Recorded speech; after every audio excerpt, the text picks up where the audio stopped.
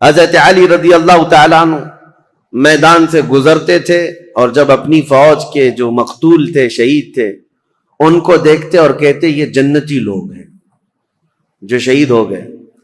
اور پھر ادھر کی جماعت کے جو لوگ قتل ہوئے تھے ان کی لاشوں کے پاس جاتے، حضرت علی کہتے یہ جو جتنے قتل ہوئے جنتی لوگ ہیں. اعوذ باللہ من الشیطان الرجیم، بسم اللہ الرحمن الرحیم. ان الدین عند اللہ الاسلام، صدق اللہ مولانا العظیم. بارگاہ رسالت مآب صلی اللہ تعالی علیہ وسلم میں درود پاک کا ہدیہ پیش کریں. اللہم صلی علی سیدنا محمد معدن الجود والکرم وآلہ واصحابہ الکرام وابنہ الکریم وبارک وسلم صلاۃ دائمۃ سرمدا ابدا. عزیزان گرامی وقار، تاریخ اسلام کی سچائیاں آپ کے سامنے بیان ہوتی جا رہی ہیں. خلافت راشدہ کا دور ختم ہوا 40 ہجری میں.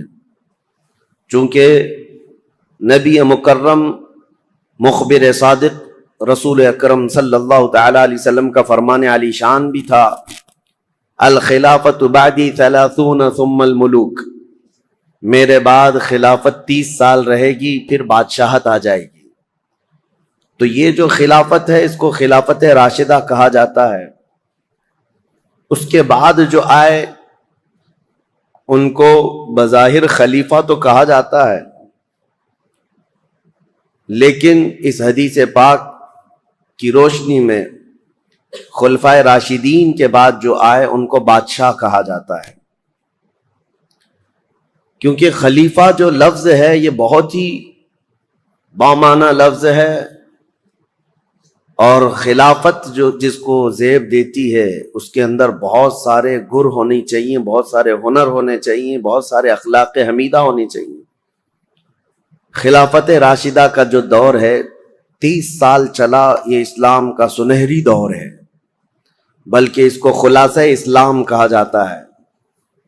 یعنی خلفائے راشدین کا جو دور ہے اسلام کی ترویج و اشاعت اور اس کا صحیح چہرہ لوگوں تک پوری دنیا میں پہنچانے میں یہ دور بڑا اہم کردار رکھتا ہے. پھر اسلام پھیلتا رہا، لیکن اس دور کی مثال نہیں مل سکتی. یہ چاروں خلفاء سیدنا ابوبکر صدیق، سیدنا عمر ابن خطاب، سیدنا عثمان ابن عفان اور سیدنا علی بن ابی طالب رضوان اللہ تعالی علیہ مجمعین کے جو دور گزرے ہیں. لیکن اسلام کی یہ ترقیاں غیروں کو کب بھاتی، کب پسند آتی؟ رومیوں کو انہوں نے دھول چٹا دیا ہے، ایرانیوں کی سلطنت ختم ہو گئی ہے، افریقہ میں اسلام پہنچ چکا ہے، آرمینیا، آذربائیجان، رشیا کے قلب میں اسلام جا چکا ہے. تو ظاہر سی بات ہے دشمنان اسلام اس کو ویلکم کرتے ہوئے، استقبال کرتے ہوئے تو نہیں قبول کریں گے. دسیسہ کاریاں شروع ہو گئیں، فتنہ پردازیاں، فتنہ انگیزیاں.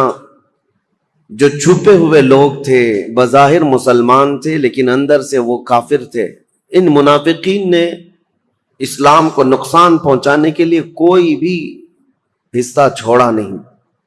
جیسے کہ میں نے 2 دن قبل بتایا تھا، سب سے پہلے فتنے کا بیج بونے والا جو شخص تھا عبداللہ بن سبا، یہودی تھا، اسلام میں آیا لیکن جماعتیں پیدا کر دی.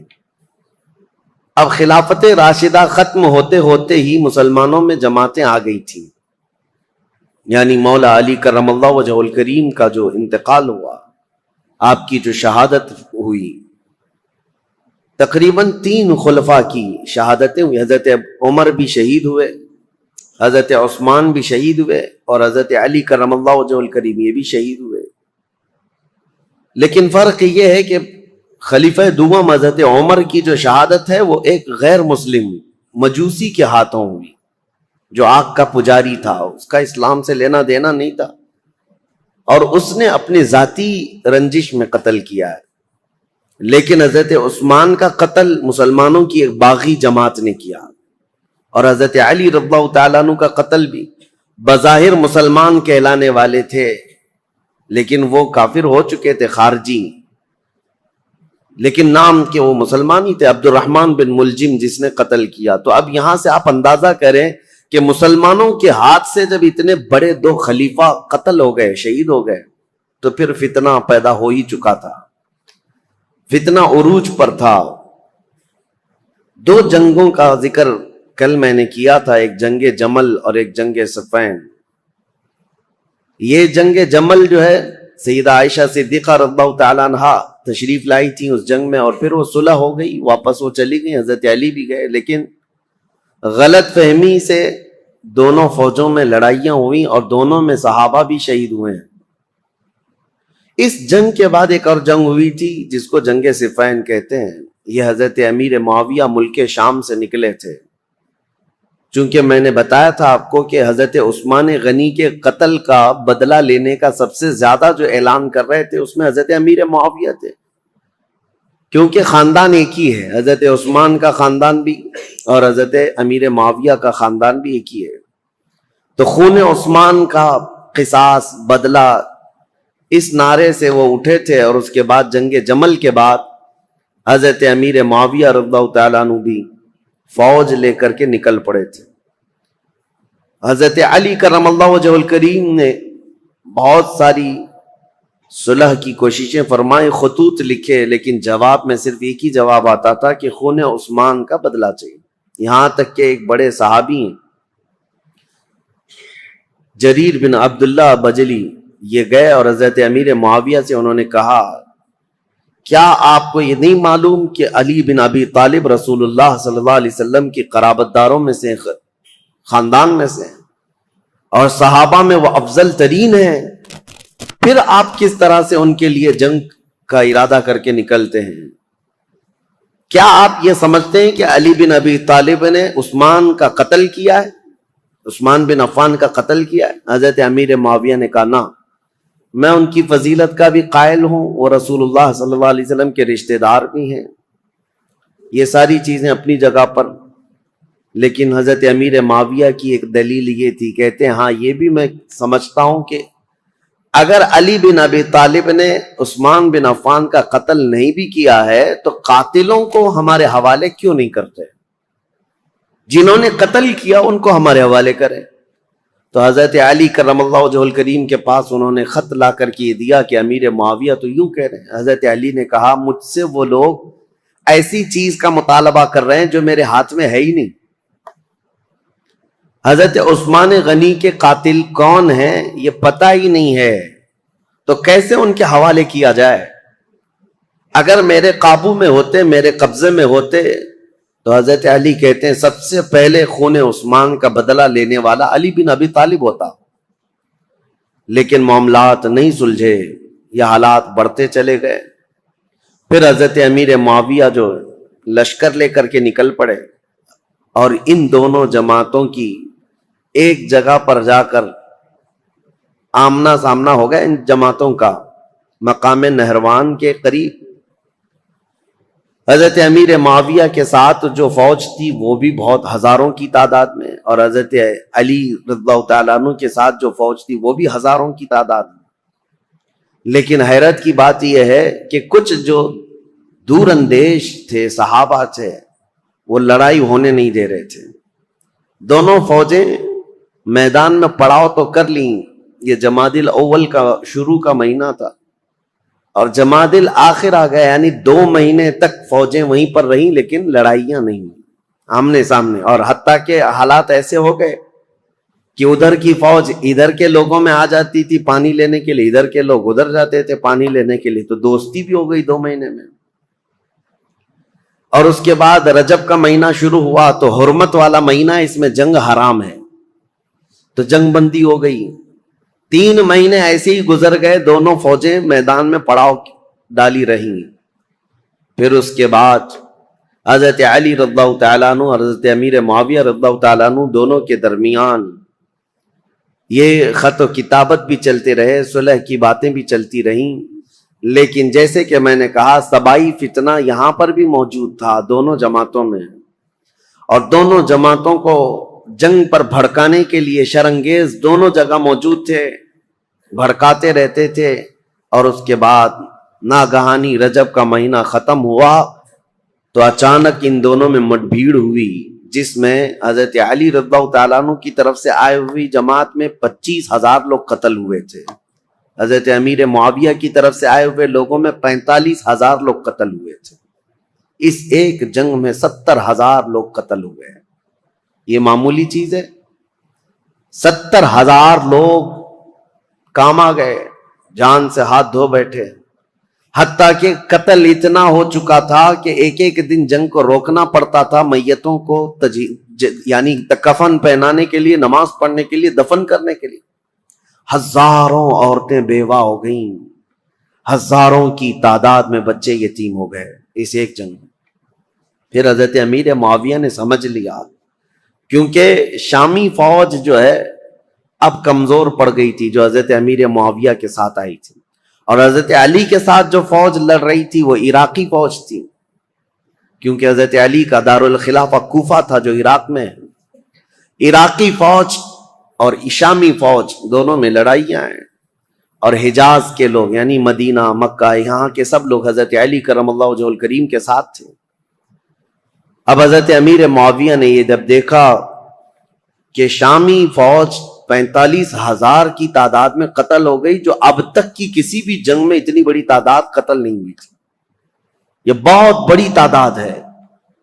तो उन्होंने फिर ये अपनी फौज में तकरीर करना शुरू किया कि अगर शामी फौज इस तरह से मारी जाने लग जाए तो फिर जो हमने इलाके फतह किए थे रोमन एम्पायर से, वो तो रोमी फौजी ईसाई सब फिर से मुल्क शाम पर हमला करेंगे, हमारे इलाके हासिल कर लेंगे।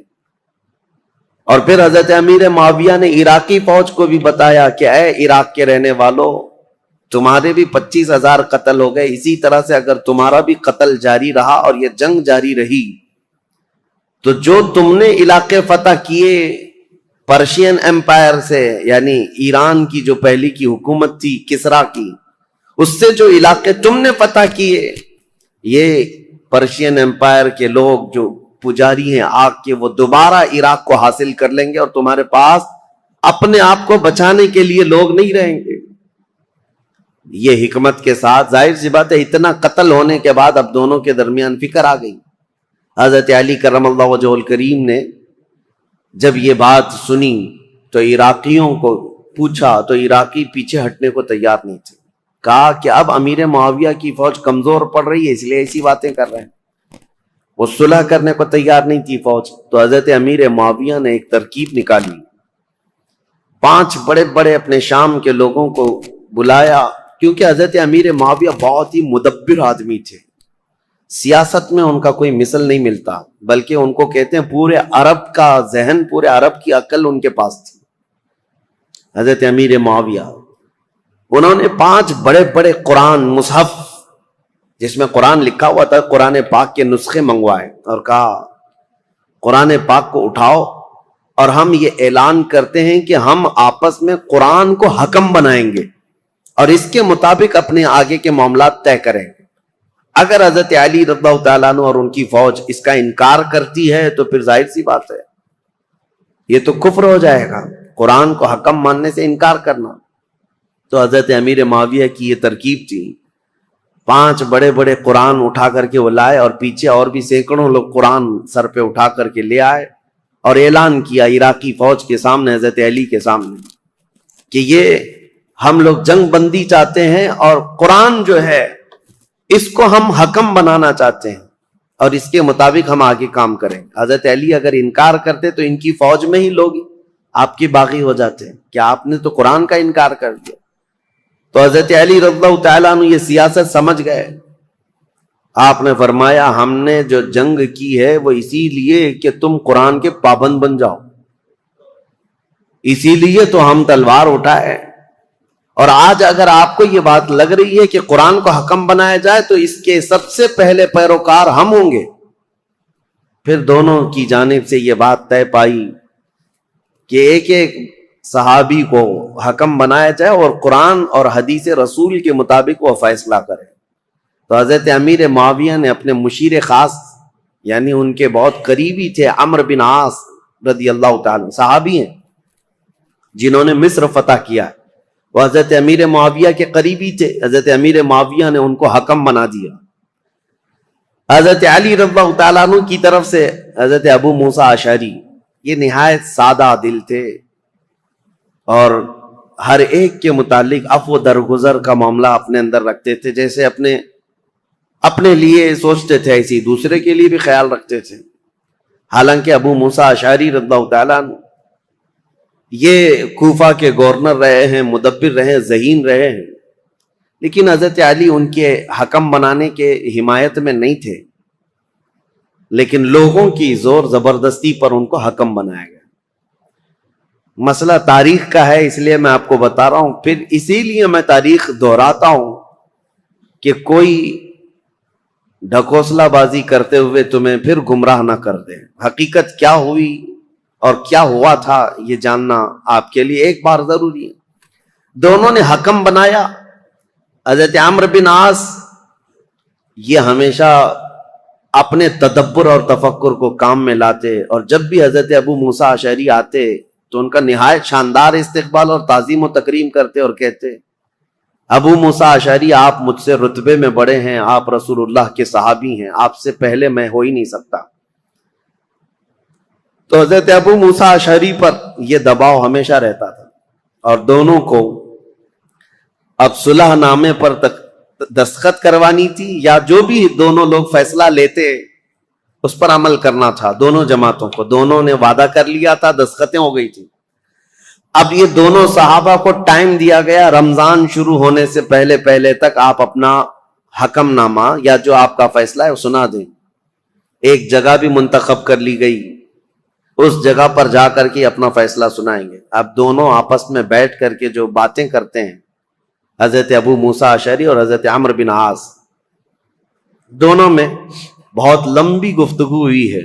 اب وہ ضروریات میں سے نہیں ہے جس کو بیان کرنا، کیونکہ حضرت ابو موسیٰ اشعری یہ پوچھتے تھے عمرو بن عاص سے آپ کس اعتبار سے امیر معاویہ کو خلافت کا حقدار سمجھتے ہیں، جبکہ ابھی حضرت علی بن ابی طالب ہمارے درمیان موجود ہیں اور رسول اللہ کے داماد ہیں، ان کی فضیلتیں آپ سے چھپی ہوئی نہیں ہیں. حضرت عمرو بن عاص نے بھی اسی طرح کی گفتگو کی. بہرحال اس پوری گفتگو کا جو خلاصہ نکلا وہ میں بتاتا ہوں. حضرت عمرو بن عاص کہتے تھے ہمیشہ کہ آپ پہلے بتائیں آپ چاہتے کیا ہیں. حضرت ابو موسیٰ اشعری نے کہا اب میں یہ چاہتا ہوں کہ مسلمانوں کو اس فتنہ انگیزی سے اور یہ روز روز کی جنگ سے نکالنے کے لیے یہ اعلان کر دوں کہ اب حضرت علی بھی خلیفہ نہیں ہے، امیر معاویہ بھی خلیفہ نہیں ہے. یہ معاملہ اب جیسے صدیق اکبر کے زمانے میں مسلمانوں کے حوالے تھا، وہ جس کو چاہیں خلیفہ منتخب کریں. رسول اللہ صلی اللہ تعالی علیہ وسلم کی وفات کے بعد جو حالات ہوئے تھے، میں یہ چاہتا ہوں کہ مسلمانوں کے حوالے یہ کر دیا جائے اور پھر سے وہ منتخب کریں. حضرت عمرو بن عاص نے کہا بالکل آپ صحیح سوچتے ہیں. حضرت عمرو بن عاص بھی اسی خیال کے حامی رہے، لیکن بہرحال دونوں حکم تھے، دونوں صحابی تھے.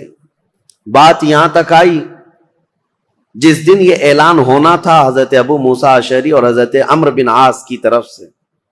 یہ تاریخ ہے میرے عزیزوں. حجاز کے، مکہ مکرمہ، مدینہ طیبہ کے اکثر بڑے بڑے صحابہ بھی یہ فیصلہ سننے کے لیے آئے تھے کہ آج ہوگا کیا، کہ مسلمانوں کے درمیان جاری جنگ کو ختم کرنے جا رہے ہیں دو حکم صحابہ. تو دونوں کو الگ الگ اختیارات تھے. آپ جو کہیں گے اس پر عمل ہوگا، لیکن قرآن اور حدیث کے مطابق. تو حضرت عمرو بن عاص نے یہ کہا کہ پہلے میں نہیں سناؤں گا، اپنا فیصلہ پہلے ابو موسیٰ اشعری سنائے. حضرت ابو موسیٰ اشعری کو کھڑا کیا گیا تو انہوں نے اپنا فیصلہ سنا دیا کہ میں نے یہ ارادہ کیا ہے کہ مسلمانوں کو جنگوں میں مبتلا کرنے سے بہتر ہے کہ یہ خلافت سے دونوں معزول ہو جائیں، دستبردار ہو جائیں. جبکہ امیر معاویہ رضی اللہ تعالیٰ عنہ کی اس وقت بھی کچھ لوگ خلافت کا اعلان کرتے تھے اور یہ خلافت کا معاملہ تھا. تو آپ نے کہا دونوں دستبردار ہو جائیں، مسلمانوں کے حق میں یہ فیصلہ ہو جائے. حضرت عمرو بن عاص نے یہ نہیں کہا، وہ کھڑے ہوئے کہا دو حکم تھے، ان میں سے ایک حکم نے اپنا فیصلہ سنایا ابو موسیٰ اشعری. انہوں نے اپنے فریق حضرت علی کو معزول کر دیا، لیکن میں اپنے فریق امیر معاویہ کو معزول نہیں کرتا. تو یہ ہمارا فیصلہ ہے. اس بات پر بہت بڑا ہنگامہ ہوا. پھر بات یہاں کو پہنچی کہ ان دونوں حکموں کی بات تسلیم کی جانی تھی، لیکن شامی الگ باغی ہو گئے، عراقی الگ باغی ہو گئے. بہرحال یہ معاملہ اس وقت جا کر ٹھنڈا ہوا جب خود حضرت علی اور حضرت امیر معاویہ آمنے سامنے آ گئے، اور ان دونوں نے آپس میں بیٹھ کر کے پھر صلح نامہ لکھا. حضرت علی کرم اللہ وجہ الکریم اپنی باقی ماندہ فوج کو لے کر عراق تشریف لائے، کوفہ، اور حضرت امیر معاویہ کو ملک شام بھیج دیا گیا. یہ معاملات جو ہوئے 37 ہجری میں، یعنی حضرت علی رضی اللہ تعالیٰ عنہ کی خلافت قائم ہو چکی تھی 35 ہجری میں. 37 ہجری میں یہ سب حالات ہوئے. پھر حضرت علی کرم اللہ وجہ الکریم کوفہ تشریف لے گئے. 40 ہجری میں حضرت علی کا انتقال ہو گیا. کل یہاں تک کے حالات میں آپ کے سامنے بیان کر چکا تھا. چونکہ یہ جنگ صفین کے بارے میں کل مختصراً عرض کیا تھا، آج میں نے اس کو ڈیٹیل میں آپ کے سامنے رکھ دیا. دونوں جنگیں اس میں مسلمانوں کا بڑا خسارہ ہوا ہے، جنگ جمل ہو کہ جنگ صفین ہو، دونوں جنگوں میں مسلمان شہید ہوئے. لیکن جانتے ہو ان جنگوں کے بارے میں تمہارا موقف کیا ہے، ہمارا موقف کیا ہے، شیعہ لوگوں کا موقف کیا ہے؟ یہ اپنی جگہ پر خود مولا علی کرم اللہ وجہ الکریم کا موقف کیا ہے یہ ہم دیکھتے ہیں. جنگ صفین میں جو قتل ہو کر کے گرے ہوئی تھی لاشیں، جنگ کے بعد حضرت علی رضی اللہ تعالیٰ عنہ میدان سے گزرتے، یہ بھی حدیث موجود ہے، روایت موجود ہے، ابن عساکر کی روایت. حضرت علی رضی اللہ تعالیٰ عنہ میدان سے گزرتے تھے، اور جب اپنی فوج کے جو مقتول تھے، شہید تھے، ان کو دیکھتے اور کہتے یہ جنتی لوگ ہیں جو شہید ہو گئے. اور پھر ادھر کی جماعت کے جو لوگ قتل ہوئے تھے ان کی لاشوں کے پاس جاتے، حضرت علی کہتے یہ جو جتنے قتل ہوئے جنتی لوگ ہیں.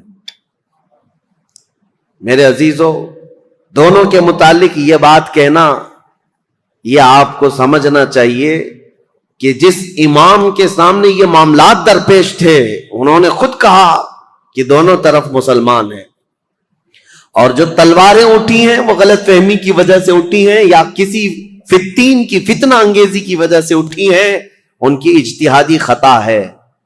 لیکن بعد کے آنے والے اکابر علماء اور اکابر ائمہ اکرام جتنے بھی ہیں، سبوں نے یہی کہا ہے جنگ میں دونوں طرف صحابہ تھے، لیکن حق پر علی بن ابی طالب تھے، سیدنا مولا علی کرم اللہ وجہ الکریم تھے. خیر، 40 ہجری میں جب آپ کا انتقال ہوا تو اب خلافت کا مسئلہ پھر سے آ گیا. میں نے آپ کو شروع سے بتایا ہے تاریخ اسلام میں خلافت کا انتخاب، خلیفہ کا انتخاب، یہ بہت اہم مسئلہ ہوتا ہے. اس وقت بڑی جنگ ہو سکتی ہے، اس جنگ کو ختم کرنا، ارے میاں یہاں چھوٹے الیکشن میں جنگیں ہو جاتی ہیں. وہ خلیفہ اسلام کا انتخاب اور بہت اہم ذمہ داری ہوتی ہے. تو حضرت علی رضی اللہ تعالیٰ عنہ کے انتقال کے بعد جتنے کوفہ کے لوگ تھے، مولا علی کرم اللہ وجہ الکریم کے جتنے حمایتی لوگ تھے، اور مدینہ مکہ مکرمہ میں جتنے لوگ مولا علی کرم اللہ وجہ الکریم کے لوگ، ان کی جماعت کے، ان کے حامیان میں سے تھے، سبوں نے یہ اعلان کیا کہ حضرت علی کے بڑے بیٹے حسن، امام حسن مجتبیٰ کو خلافت پر فائز کیا جائے. حضرت امام حسن کو لوگوں نے بٹھا دیا کرسی خلافت پر، اور سب ان کے ہاتھوں پر بیعت کرنے لگے. حضرت امام حسن مجتبیٰ رضی اللہ تعالیٰ عنہ نے بیعت بھی لی. یہ 5ویں خلیفہ ہیں، تاریخ ہے 5ویں خلیفہ ہیں، اور خلافت راشدہ کا جو 30 سال کا پیریڈ ہے اس کے اندر ہی ہیں. ابھی 6 مہینے باقی ہیں خلافت راشدہ کے 30 سال حضور نے فرمایا نا. یہ سارے 29 سال ہوئے تھے حضرت ابوبکر صدیق سے لے کر حضرت علی تک. جب حضرت علی کا انتقال ہوا 29.5 سال ہوئے تھے. اور اسی کے بعد حضرت امام حسن نے بھی اعلان کیا، اور ادھر ملک شام میں دمشق میں حضرت امیر معاویہ نے اپنی خلافت کا اعلان کیا. اور شام کے جتنے لوگ تھے وہ سب کے سب حضرت امیر معاویہ کے ہاتھ پر بیعت کر لی. اب یہ خلافت کا تنازع، یعنی بیک وقت 2 خلیفہ کا اعلان، یہ سب سے پہلے خلافت راشدہ کے بعد ہوا. حضرت علی کے زمانے میں کبھی بھی حضرت امیر معاویہ نے اپنے خلیفہ ہونے کا اعلان نہیں کیا. یہ کہتے رہے کہ خلافت کے حقدار ہم بھی ہیں، لیکن خلیفہ ہونے کا عام اعلان کبھی نہیں کیا. اور حضرت علی کے انتقال کے بعد بیک وقت 2 خلیفہ کا اعلان. اہل مدینہ جتنے تھے وہ سب حضرت امام حسن کے ہاتھ پر بیعت کیے. اہل مکہ جتنے تھے وہ امام حسن کے ہاتھ پر بیعت کیے. اہل عراق جتنے تھے وہ امام حسن کے ہاتھ پر بیعت کیے. اب سیدنا امام حسن کی خلافت کا دور ہے تو ظاہر سی بات ہے میرے عزیزوں، کچھ باتیں امام حسن مجتبیٰ کی سننا بھی ضروری ہیں. رسول اللہ صلی اللہ تعالی علیہ وسلم کے یہ وہ عظیم نواسے ہیں جن کو خود رسول اللہ میں اپنا بیٹا کہتے تھے. اور مدینے میں موجود صحابہ کہتے ہیں رسول کریم صلی اللہ تعالی علیہ وسلم سے سب سے زیادہ ملتی جلتی شکل اگر کسی کی تھی تو امام حسن مجتبیٰ کی تھی. ان کے چہرے پاک کو دیکھتے لوگ تو حضرت امام حسن مجتبیٰ رضی اللہ تعالیٰ عنہ کو، حضور کو یاد کرتے تھے. اور امام حسن کی فضیلت کیا تھی؟ یہ نبی پاک صلی اللہ تعالی علیہ وسلم کے وہ محبوبوں میں سے دونوں شہزادے حسن و حسین رضی اللہ تعالیٰ عنہما. حضرت ابو ہریرہ رضی اللہ تعالیٰ عنہ ان حدیثوں کے راوی ہیں جنہوں نے مدینہ طیبہ میں خود اپنی آنکھوں سے دیکھا ہے حضور اکرم صلی اللہ تعالیٰ علیہ وسلم کس قدر ان دونوں شہزادوں سے پیار کرتے. یہاں تک کہ ایک مرتبہ امام حسن کو اور امام حسین کو، یا صرف امام حسن کو، کندھے پر سوار کر کے حضور مدینے میں چل رہے تھے. کسی صحابی نے دیکھ کر کے حضرت امام حسن کی طرف دیکھ کر کہا شہزادے کتنی اچھی سواری پایا ہے. کونین کا آقا و مولا سید الانبیاء جس کے دوش پر تو سواری کر رہا ہے. نبی پاک صلی اللہ تعالی علیہ وسلم نے اس صحابی سے فرمایا تم نے صرف سواری دیکھا، یہ بھی تو دیکھو سوار بھی کتنا اچھا ہے، سوار بھی کتنا اچھا ہے. نبی کریم صلی اللہ تعالی علیہ وسلم ان شہزادگان سے بے حد محبت کرتے تھے. یہاں تک ارشاد ہے حدیث میں ہما ریحانتی فی الجنہ ہما ریحانتی فی الدنیا. حضور صلی اللہ تعالی علیہ وسلم نے فرمایا کہ یہ دونوں شہزادے میرے لیے دنیا میں جنت کے 2 پھولوں کی طرح. اسی لیے حضور ان کی گردنوں کو سونگھتے تھے اور ان کے چہروں کو جب بوسہ لیتے تھے تو آپ ان کو سونگھا کرتے. صحابہ یہی کہتے کیا آپ ان بچوں کو سونگھتے ہیں؟ چومنے کا، بوسہ دینے کا رواج تو ہے، سونگھنے کا کیا ہے؟ نبی کریم صلی اللہ تعالی علیہ وسلم یہ فرماتے یہ جنت کے 2 حسین پھول ہیں. اور ان کے نام عرب میں بالکل نیو نام تھے، بالکل جدید. اس سے پہلے حسن نام بھی عربوں میں نہیں پایا جاتا تھا، حسین نام بھی نہیں پایا جاتا تھا.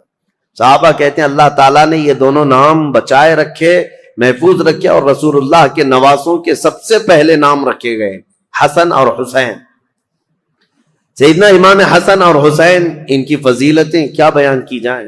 اب چونکہ امام حسن کی خلافت کا دور ہے تو ان کے بچپن کے حالات، نبی کریم صلی اللہ تعالی علیہ وسلم کی آغوش تربیت میں انہوں نے پروان چڑھی پایا ہے. تو اس سے بہتر اور کیا چیز بیان کی جائے جن کو نبی کریم صلی اللہ تعالی علیہ وسلم نے اپنے ہاتھوں سے کھلایا ہو، اپنے ہاتھوں سے سلایا ہو، اپنے ہاتھوں سے پہنایا ہو، اور جب حضور نماز میں چلے جائیں تو یہ بچے حضور پر سوار ہو جائیں.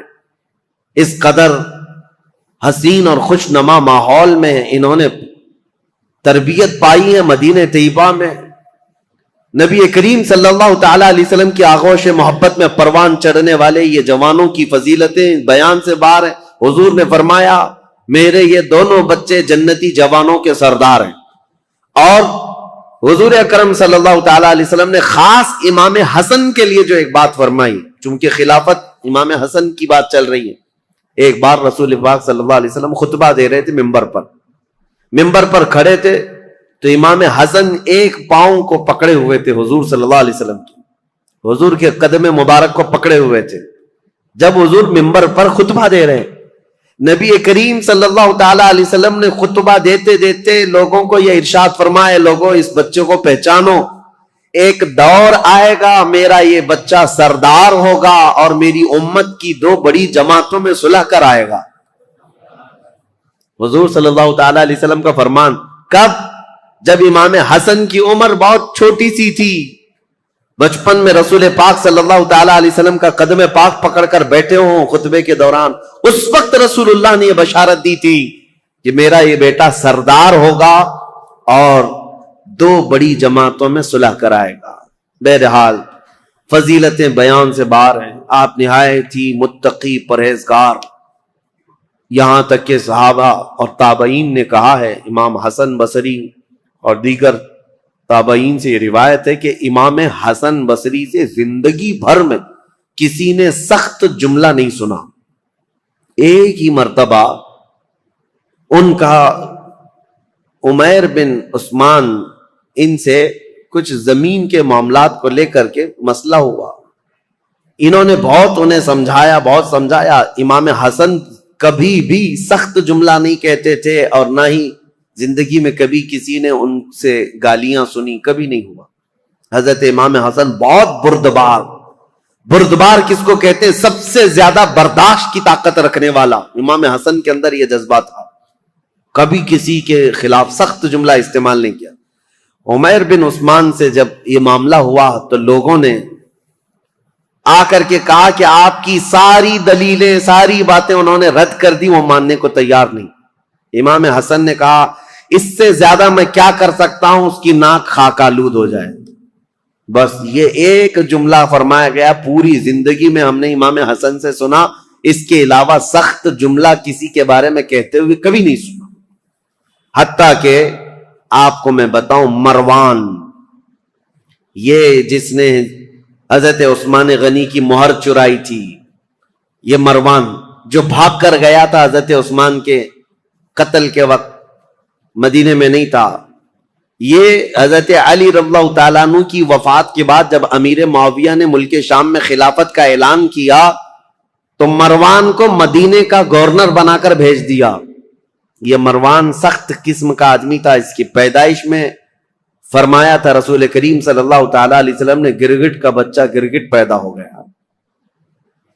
یہ مروان بن حکم، یہ وہ شخص ہے، مدینے کا حاکم بنا تھا، یہ خطبہ دیتا تھا اور خطبے میں سخت جملے حضرت امام حسن کے بارے میں کہتا تھا، اور امام حسن بیٹھے ہوئے سنتے تھے، خطبے میں ان کے باپ کو گالیاں دیتا تھا اور حضرت امام حسن کو بولتا تھا۔ یہاں تک کہ ایک مرتبہ امام حسن ایک مجلس میں بیٹھے ہیں، اور بھی لوگ تھے، مروان بیٹھا ہوا ہے، اس نے تانا مارتے ہوئے یہ کہا کہ ایسا شخص ہے، میں اس کے باپ کے بارے میں کہتا ہوں تو یہ کہتا ہے میری ماں گھوڑی تھی، نعوذ باللہ من ذالک۔ سیدہ کائنات کی طرف بھی اس نے بد زبانی کی تھی۔ میں یہ بات صرف اس لیے کہہ رہا ہوں، اتنا سخت جملہ سامنے کہنے کے بعد امام حسن مجتبی رضی اللہ تعالیٰ عنہ اف تک نہ کہتے تھے، کھڑے ہو گئے۔ لوگوں نے کہا نواز رسول، جگر گوشے بطول حسن مجتبی کے متعلق ایسا کہتا ہے۔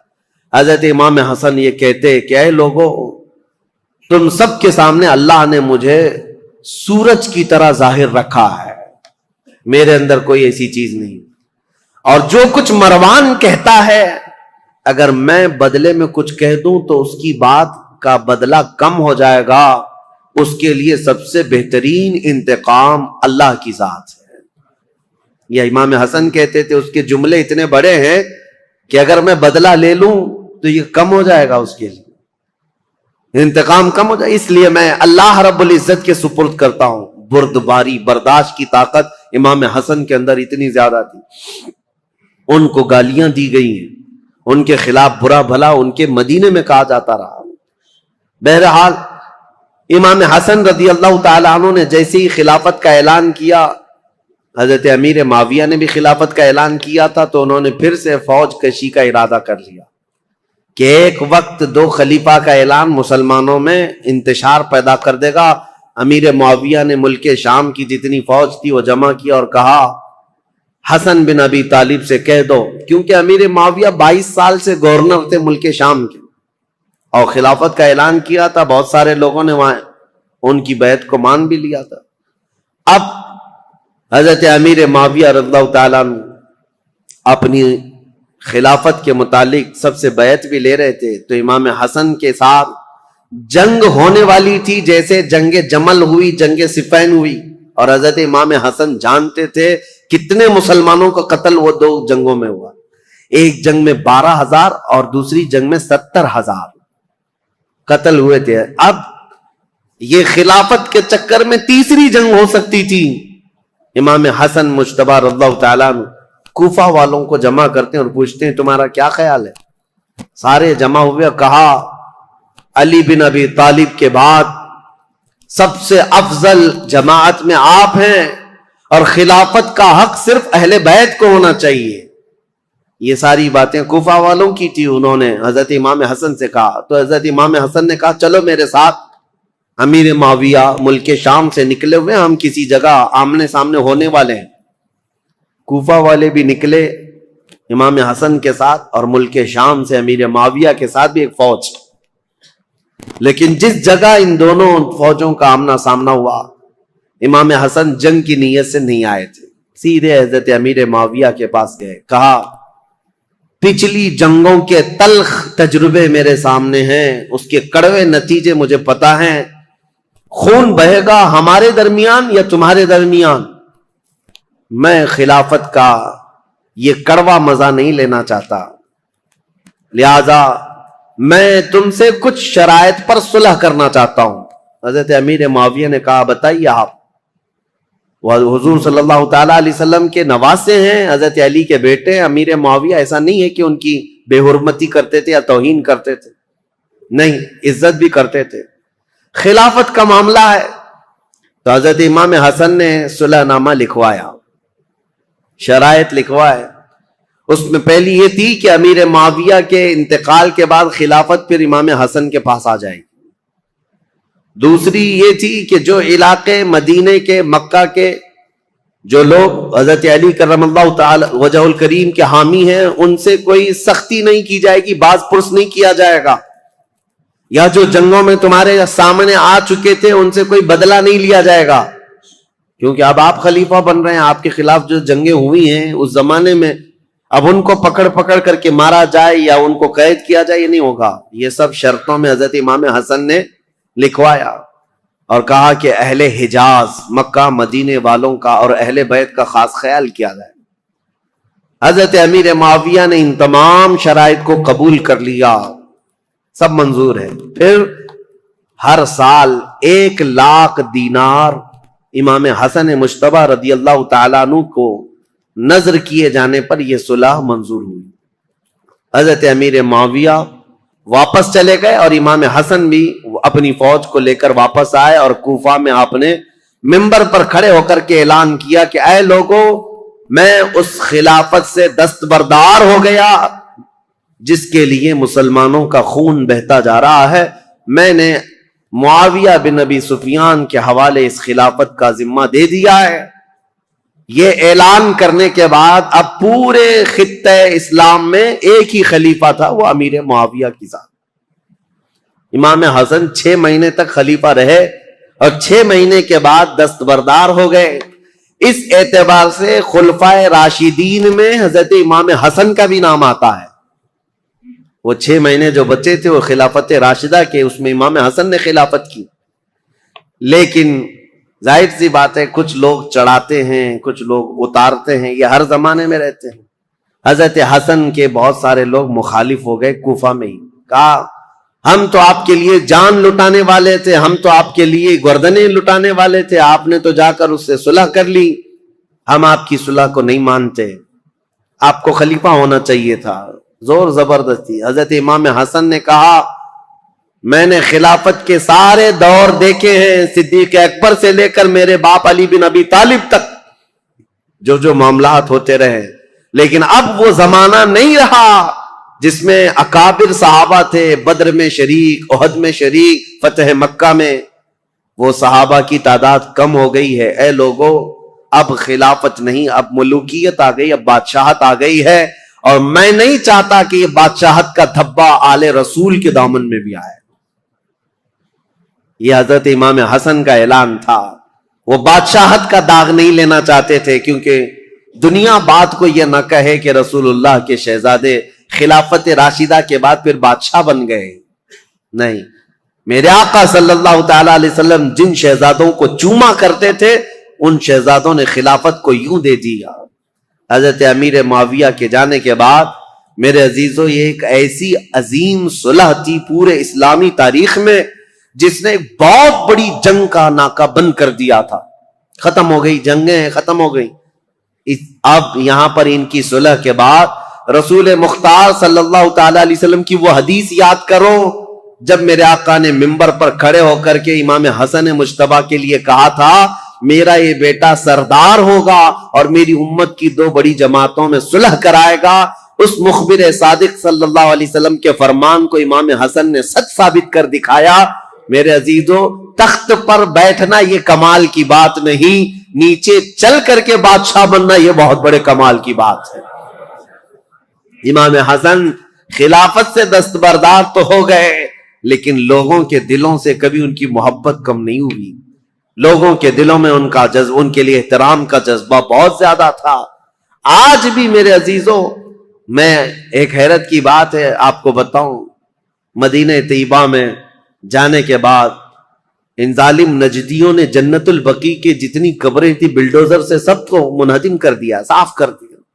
پہلے سب کی قبریں تھی، سیدہ کائنات فاطمۃ الزہرا کی، سیدنا امام حسن کی وہیں پر مدینہ طیبہ میں، اور امام باقر، امام زین العابدین یہ وہاں پر ہیں، اور کئی ازواج، ساری ازواج مطہرات حضور کی 2 بیویوں کو چھوڑ کر، اور حضور صلی اللہ تعالی علیہ وسلم کے کثیر صحابہ، عثمان ابن عفان، سب وہاں جنت البقیع میں سب کو بلڈوزر سے ختم کر دیا۔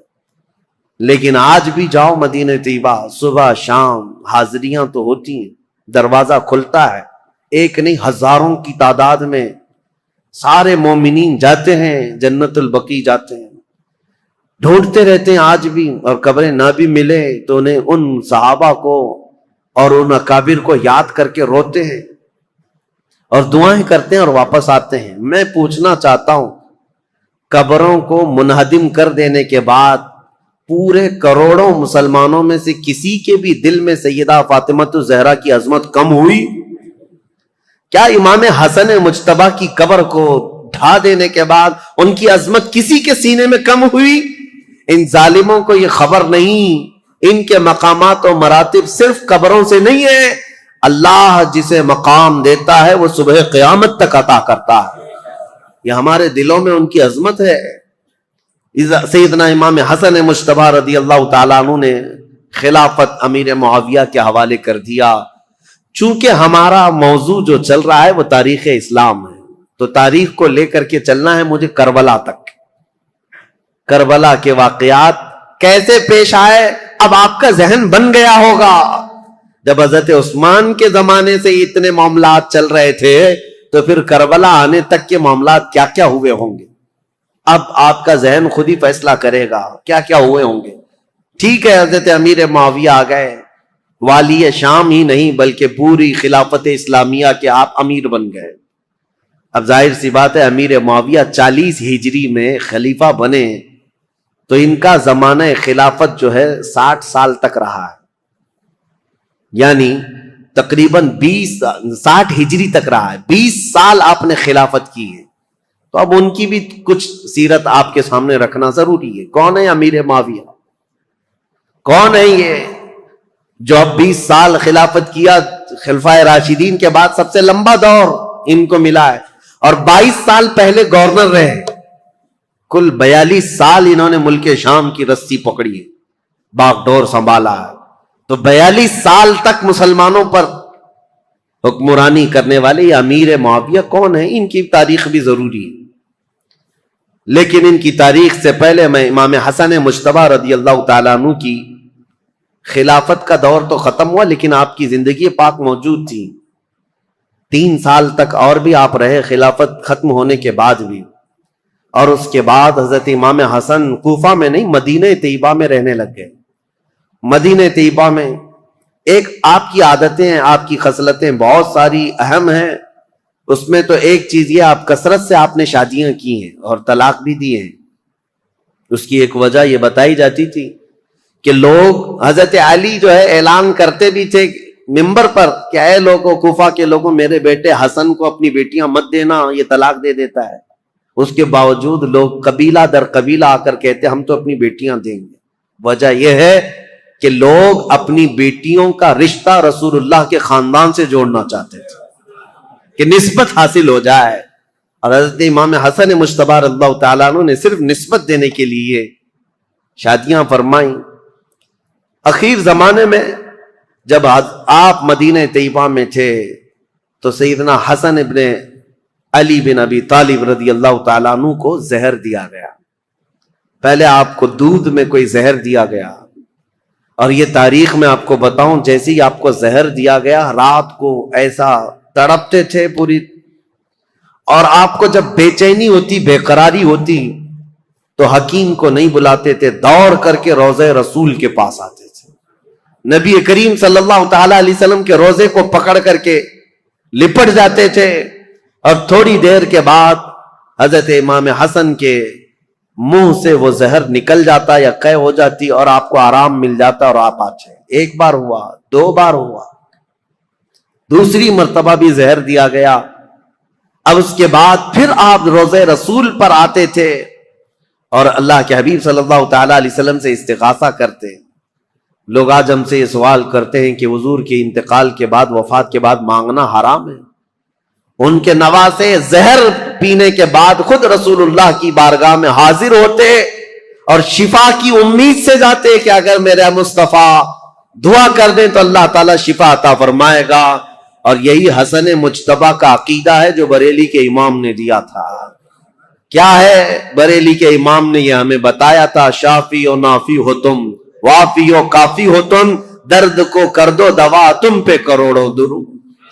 حضرت حسن مجتبی رضی اللہ تعالیٰ عنہ کو تیسری مرتبہ شربت میں ہیرے کی انی کاٹ کر کے ٹکڑے کر کے، ہیرا جو ہوتا ہے اس کا جو برادہ ہوتا ہے پاؤڈر، یہ شربت میں ملا کر حضرت امام حسن کو پلایا گیا تھا.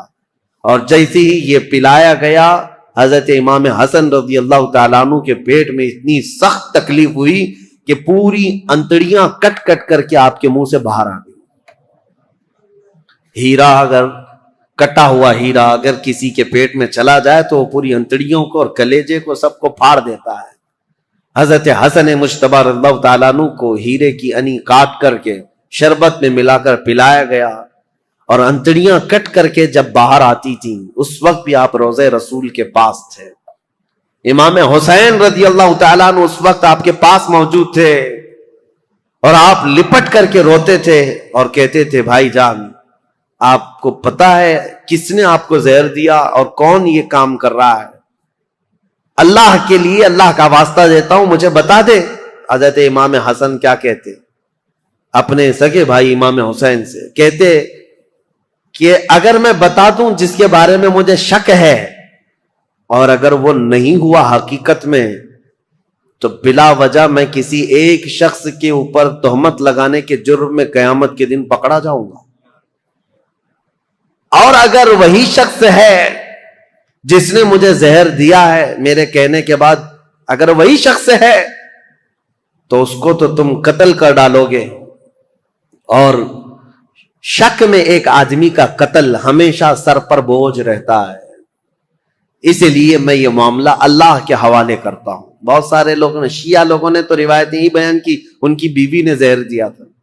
بہرحال روایتیں الگ الگ لائی گئی ہیں، لیکن صحیح روایت سے ثابت نہیں. امام حسن نے کبھی یہ نہیں کہا کس نے زہر دیا، یہاں تک کہ اپنے بھائی امام حسین رضی اللہ تعالیٰ عنہ کو کئی وصیتیں انہوں نے فرمائی، اور ایک وصیت امام حسن کی یہ تھی، سنیے بڑی دردناک بات ہے.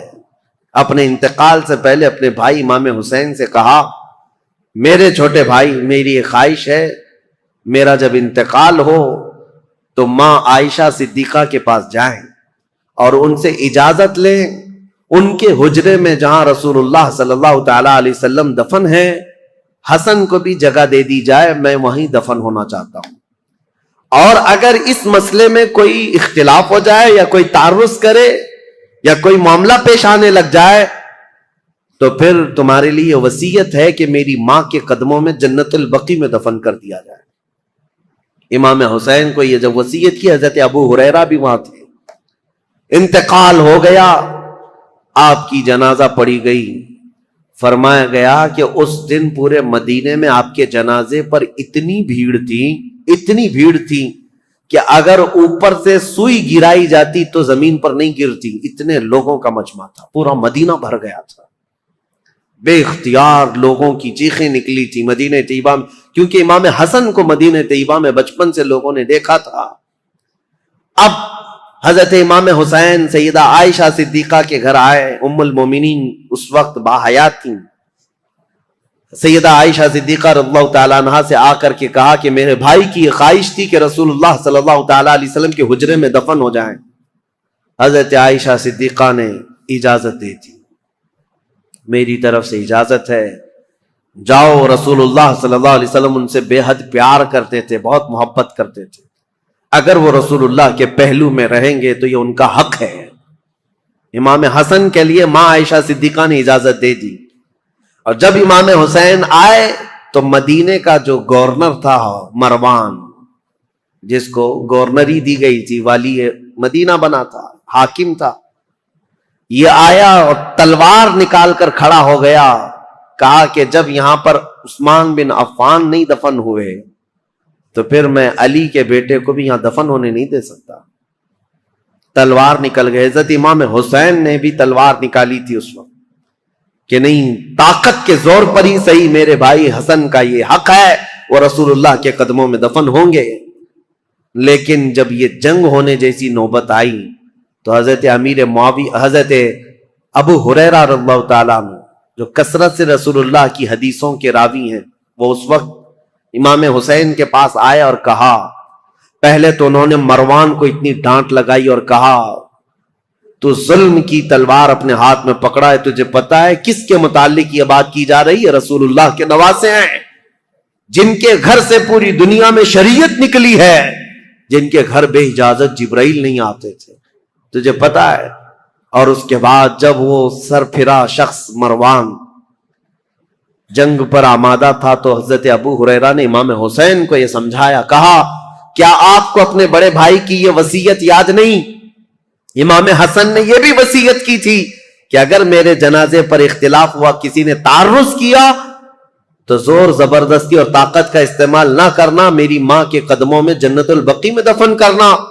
امام حسین کو جیسی انہوں نے یہ وصیت یاد دلائی، حضرت امام حسین پیچھے ہٹ گئے، اور پھر امام حسن کا جنازہ مبارکہ جنت البقیع میں لایا گیا، اور سیدہ فاطمۃ الزہرا رضی اللہ تعالی عنہا کے قدموں میں حضرت امام حسن ہمیشہ کے لیے دفن ہو گئے۔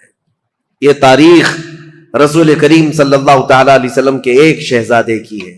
اب دور تھا امیر معاویہ کا، 40 ہجری کے بعد جو دور ہوا ہے، امیر معاویہ یہ ابو سفیان کے بیٹے ہیں۔ ابو سفیان یہ بھی صحابی ہیں، امیر معاویہ کی ماں ہندہ ہے۔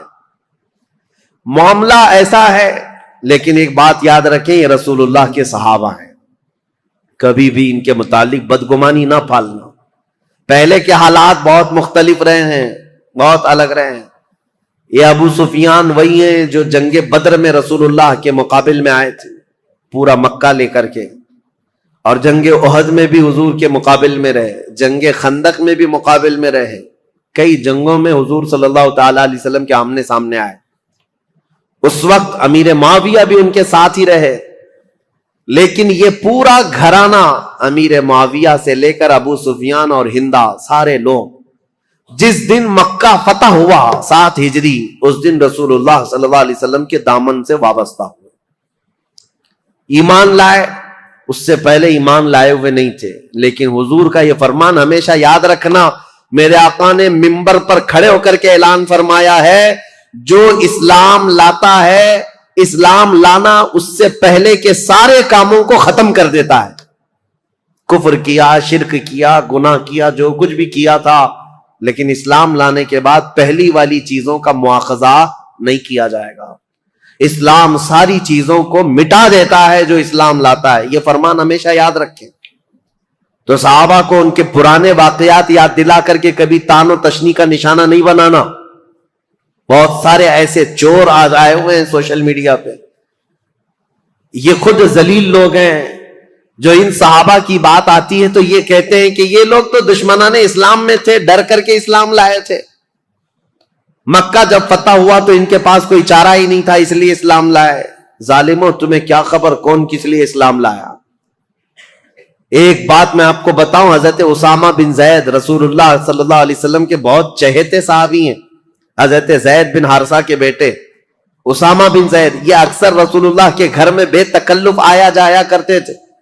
ایک جنگ میں رسول اللہ نے انہیں بھیجا تھا، کفار و مشرکین سے مقابلہ کرتے کرتے پہاڑیوں سے کچھ لوگ اتر رہے تھے، حضرت اسامہ کے ہاتھ ایک آدمی آ گیا اور حضرت اسامہ نے اس پر تلوار تان لی، سامنے والے نے پڑھا لا الہ الا اللہ محمد رسول اللہ، اس کے باوجود اسامہ بن زید نے اس کو قتل کر دیا۔ کہا ابھی میرے ہاتھ میں آیا ہے اور کلمہ پڑھ رہا ہے، تلوار اٹھایا ہوں یہ دیکھ کر کلمہ پڑھ رہا ہے۔ لیکن جو صحابہ تھے ان کو یہ بات بری لگی، حضور صلی اللہ تعالی علیہ وسلم کے پاس آئے اور اس مسئلے کو رکھا، کہا یا رسول اللہ صلی اللہ علیہ وسلم، آپ کا فرمان تو ہے کہ جب کوئی کلمہ طیبہ پڑھتا ہو تو اس کے خلاف تلوار نہیں اٹھا سکتے، لیکن اسامہ بن زید نے آج ایک ایسے شخص کو قتل کر دیا جو کلمہ پڑھ رہا تھا سامنے۔ اسامہ بن زید کو حضور نے بلایا، یہ صحیح حدیث پاک ہے، مسلم شریف میں بھی ہے۔ نبی کریم صلی اللہ تعالی علیہ وسلم نے پوچھا ہے اسامہ کیا تم نے ایسا کیا ہے؟ اسامہ بن زید نے کہا یا رسول اللہ وہ تو ڈر کے مارے کلمہ پڑھ رہا تھا، میں نے جب تلوار اٹھائی تب وہ کلمہ پڑھ رہا تھا۔ حضور اتنے جلال میں آئے اور کھڑے ہو گئے اور کہا اے اسامہ، کیا تو نے اس کا دل چیر کر کے دیکھا تھا کہ وہ ڈر کر کے پڑھ رہا تھا کہ اللہ کے لیے پڑھ رہا تھا؟ زندگی بھر حضرت اسامہ بن زید کو اس بات کی شرمندگی تھی، قلق تھا، ملال تھا۔ یاد رکھو میرے عزیزوں، جب اتنی بات کے لیے رسول کریم صلی اللہ تعالی علیہ وسلم نے ڈانٹ لگائی تھی تو پھر آپ یہ جو سوشل میڈیا میں بھونکتے ہیں کہ امیر معاویہ، ابو سفیان، ہندا، یہ سب تو ڈر کر کے اسلام لائے تھے، فتح مکہ کے دن ان کے پاس کوئی چارہ نہیں تھا، تو کس کے بارے میں بتاؤ گے؟ اگر پرانے واقعات نکالو گے تو ابو جہل کے بیٹے اکرمہ رضی اللہ تعالیٰ عنہ یہ بھی ایمان لائے، صحابی ہیں، باپ ابو جہل ہے۔ اور اگر اسی طرح پرانے معاملات لاؤ گے تو خالد بن ولید کے بارے میں کیا کہو گے، جنہوں نے مسلمانوں کی جیتی ہوئی جنگ کا پانسا پلٹ دیا تھا احد کے میدان میں۔ جنگ احد جو ہو رہی تھی اس میں مسلمان غالب آ گئے تھے، کفار و مشرکین کے دانت کھٹے کر کے ان کو بھگا دیا تھا، لیکن خالد بن ولید نے 200 لشکریوں کو پیچھے سے لا کر کے ایسا حملہ کیا تھا صحابہ پر جب یہ ایمان لائے ہوئے نہیں تھے، اور ایسا حملہ کیا تھا کہ 70 مسلمان شہید ہوئے ہیں جنگ احد میں۔ وہ خالد بن ولید نے پوری جنگ کا پانسا پلٹ دیا تھا، تو کیا آپ بلیم ان پر کرو گے؟ ان کی وجہ سے امیر حمزہ شہید ہوئے تھے، ان کی وجہ سے مصعب بن عمیر شہید ہوئے تھے، ان کی وجہ سے عبداللہ بن جہش شہید ہوئے تھے، حضرت حنظلہ، یہ سب صحابہ جو شہید ہوئے جنگ احد میں۔ نہیں میرے عزیزوں، جو کچھ بھی ہوا ہے یہ حالات کے تقاضوں کے ساتھ بڑھتا گیا، لیکن جب کبھی کسی نے ایمان قبول کر لیا، جو کوئی اسلام سے وابستہ ہو گیا، اس کے پرانے حالات نہیں یاد دلائے جاتے، بلکہ ان کے لیے اتنا ہی کافی ہے کہ وہ ایمان کی حالت میں میرے رسول اللہ کا دیدار کر لیا ہے۔ یہ مقام قیامت تک اب کسی کو ملنے والا نہیں ہے۔ حضرت ابو سفیان رضی اللہ تعالیٰ عنہ یہ اگرچہ جنگوں میں حضور کے خلاف آتے رہے، لیکن فتح مکہ کے بعد جب اسلام لائے تو دل کے ساتھ، عقیدت کے ساتھ اور یقین کے ساتھ ایمان لائے ہوئے صحابہ میں سے، اور ان کے بیٹے حضرت امیر معاویہ۔ اب امیر معاویہ کی پیدائش کا معاملہ میں بتاتا ہوں۔ ان کی ماں ہندا، یہ بھی صحابیاں ہیں، لیکن یہ وہی ہندا ہیں جنہوں نے احد کے میدان میں حضرت امیر حمزہ کا کلیجہ چبایا تھا۔ دیکھیے حالات کو اگر آپ بتائیں گے تو معاملات بہت سارے ہوئے ہیں، کیونکہ اس وقت جنگیں چل رہی تھیں، اور امیر حمزہ کا کلیجہ انہوں نے اس لیے چبایا تھا کہ ہندا کے باپ کو امیر حمزہ نے بدر میں مارا تھا، ہندا کے بھائی کو قتل کیا تھا، تو جس کے گھر میں یہ سب معاملات چل رہے ہوں، جنگوں کا تقاضا تھا اس وقت، لیکن بعد میں وہ ایمان لائیں اور صحابیت کا شرف بھی حاصل کیا۔ جو عورتوں میں صحابیات ہیں ان میں حضرت ہندا کا بھی مقام ہے۔ بات یہ تھی کہ ہندا کے باپ ربیعہ، یہ ہندا کی شادی فاقیہ نام کے ایک شخص سے کی تھی۔ فاقیہ بڑا امیر آدمی تھا، مکہ کا رہنے والا، اور وہ ایک مرتبہ اپنے بیوی ہندا کے ساتھ بیٹھا ہوا تھا، اور اس وقت جتنے شاعر آتے تھے دور دراز سے وہ فاقیہ کے پاس آتے، وہ سب کو پیسے بہت لٹاتا تھا. تو تھوڑی دیر کے لیے وہ کسی کام سے نکل کر باہر گیا، ہندا اکیلی بیٹھی تھی جھوپڑی میں. تو ایک کوئی اجنبی شاعر آیا، اور جیسے ہی وہ خیمے کے پاس آیا، اندر دیکھا عورت اکیلی ہے، تو دروازہ پردہ گرا کر وہ واپس چلا گیا کہ ہندا اکیلی ہے، شوہر نہیں ہے، فاقیہ موجود نہیں. اسی اسنا میں وہ شاعر جا رہا تھا، فاقیہ اندر آ رہا تھا. فاقیہ نے آتے ہی پوچھنا شروع کر دیا، اس مرد سے تیرا کیا تعلق ہے؟ اس اجنبی آدمی نے تیرے ساتھ اکیلے میں کیوں ملاقات کی؟ وہ اتنا شکی مزاج تھا کہ اس نے ہندا کا جینا تنگ کر دیا، بہت سخت شست کیا، اور اس کے بعد ہندا روتی ہوئی اپنے باپ کے پاس آ گئی. تو جو ہندا کا باپ ہے ربیعہ، اس نے کہا کہ سچ سچ بتا ہوا کیا تھا؟ تو ہندا نے کہا جو اس وقت ان کے خداؤں کی قسمیں وہ کھاتی تھی سب کھائی. کہا کہ میرا دامن پاک ہے،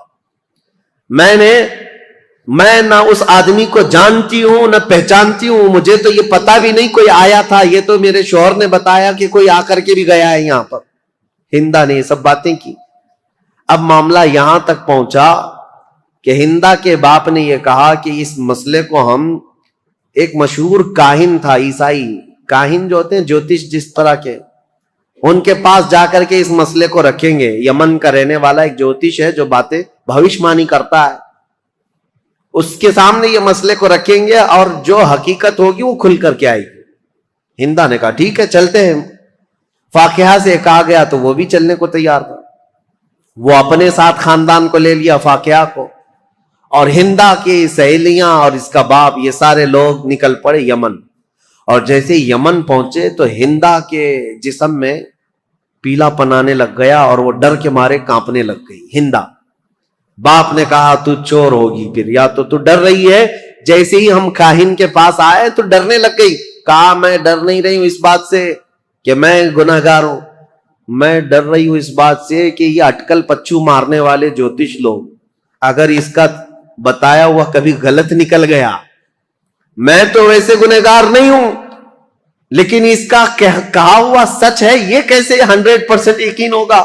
اگر اس نے غلطی سے کہہ دیا کہ میں نے کوئی غلط کیا ہے تو پورے عرب میں میری بدنامی ہوگی اور ہمیشہ کے لیے میرا نام زانیوں میں شمار ہو جائے گا، اس لیے میں ڈر رہی ہوں. یعنی مکہ کے جاہل لوگ تھے، مکہ کے بت پرست تھے، جیسے بھی تھے، لیکن ان کو اس بات کا بھی یقین تھا کہ جوتش لوگ اٹکل پچو مارتے ہیں. وہ بتوں کی پوجا کرنے والے بھی جانتے تھے کہ یہ پورا پکا نہیں بولتے. مجھے حیرت ہوتی ہے جاہل مسلمان کیسے طوطے والے بابا کے پاس جا کے بیٹھتے، طوطا نکال رہا ہے اور اس کا بھوش بتا رہا ہے، اور خود کا پتہ نہیں ہے، برج پر بیٹھا ہوا ہے، سڑک پر بیٹھا ہوا ہے، اور پالا ہوا ایک طوطا چٹیاں نکال کر. بڑے شوق سے لوگ اپنا مستقبل، اپنا فیوچر پوچھ رہے ہوتے ہیں. اور حیرت کی بات ہے طوطا بھی بتا رہا ہے اور کچھ لوگ اپنا ہاتھ لے جا کر کے بتا رہے ہیں، لکیر دیکھو اور بتاؤ ہمارا فیوچر کیسا ہے. لکیریں دیکھ کر کے بتانے والے. میرے عزیزو، اللہ تبارک و تعالیٰ نے تمہارے سامنے پورا قرآن رکھا ہے، دین اسلام کی مضبوطیاں ہیں. میرے آقا نے فرمایا جو کسی کاہن کے پاس اپنا ہاتھ لے کر گیا، حضور نے فرمایا فقد کفر بما انزل محمد، اس نے محمد کا انکار کر دیا. جو کچھ رسول اللہ پر اترا ہے اس کا اس نے انکار کر دیا. تمہارا یہ شیوا نہیں ہے کہ تم مسلمانوں اور جوتشوں کے پاس جاؤ اور اپنے گھر بنانے کے لیے واستو پرکار کا خیال کرتے رہو. یہ سب چیزیں جو توہمات ہیں یہ تمہارے حصے کی نہیں ہے، تمہاری نہیں ہے. بہرحال ہندا جب یہ کہتی ہے اپنے باپ سے کہ یہ اٹکل پچو مارے گا کچھ بھی، اور میرے بارے میں اگر کہہ دیا کہ یہ زنا کر چکی ہے تو میرا تو بیڑا غرق ہو جائے گا، تو اس کے باپ نے کہا میں ایسی ڈائریکٹ تھوڑی نہ جاؤں گا اس کے پاس، میں پہلے اس کا ٹیسٹ لوں گا کہ وہ صحیح ہے یا نہیں ہے. اس کے لیے ہندا کے باپ نے ایک تدبیر لی. گھوڑے کے دم کے نیچے ایک پھل کا دانہ چھپا کر کے رکھا اور اپنے پاس ایک ڈبیا رکھی اور اس میں بھی ایک چیز چھپا کر کے رکھی اور جاتے ساتھ وہ جو کاہن تھا اس کے پاس دونوں جماعتیں گئی. اور جانے کے بعد ہندا کے باپ نے کہا جوتش صاحب، کاہن صاحب، ہم آپ کے پاس ایک مسئلہ لے کر آئے، لیکن اس سے پہلے ہم آپ کو آزمانا چاہتے ہیں کہ تم کہاں تک پہنچے ہوئے ہو. ہم کچھ کر کے لائے ہوئے ہیں اپنے ساتھ، وہ کیا ہے بتاؤ. اس جوتش نے کہا کہ تم جہاں آنے سے پہلے اپنے جانور کی پونچھ کے نیچے ایک دانہ دبا کر کے آئے ہو. اس نے صحیح بات کہی. کاہن جو ہوتے ہیں جوتش، ان کو شیطان کچھ خبریں دیتا ہے. اور اس کے بعد جب اس نے صحیح صحیح بات بتائی، اس وقت کے کاہن یہ سب بتاتے تھے ستارہ دیکھ کر کے. تو ہندا کے باپ نے کہا دیکھو ہم نے جو ٹیسٹ لینا تھا وہ اس میں پکا نکلا ہے. اس کے بعد کہا اس جوتش سے کہ اب یہ بتاؤ ہم کیا مسئلہ لے کر کے یہاں پر آئے ہیں. اس میں ایک عورت کے بارے میں یہ الزام ہے کہ اس نے زنا کیا ہے اجنبی مرد سے. تو کہا عورتوں کو یہاں بٹھاؤ. کئی عورتیں تھیں، وہ سب کے پاس جاتا تھا، سونگتا تھا، کسی کے کندھے کو مارتا تھا. اس کے بعد ایک ایک عورت کو اس طرح سے مار مار کے الگ کیا. جب ہندا کی باری آئی تو کندھے پر مارا اور اس کے بعد کہا کھڑی ہو جاؤ.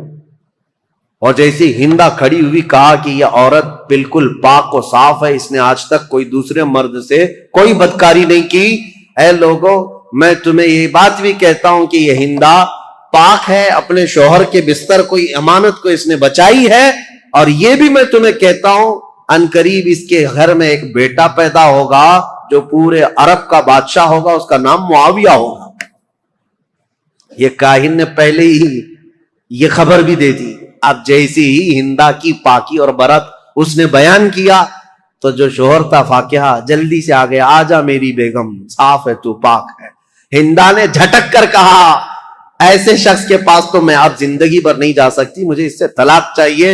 اور اس کے بعد جب جوتش نے کہا ہے کہ میرے پیٹ سے ایک بیٹا پیدا ہونے والا جو بادشاہ ہوگا، میں تو یہ چاہتی نہیں کہ ایسے شکی آدمی سے کوئی بادشاہ پیدا ہو، میں یہ چاہتی نہیں ہوں.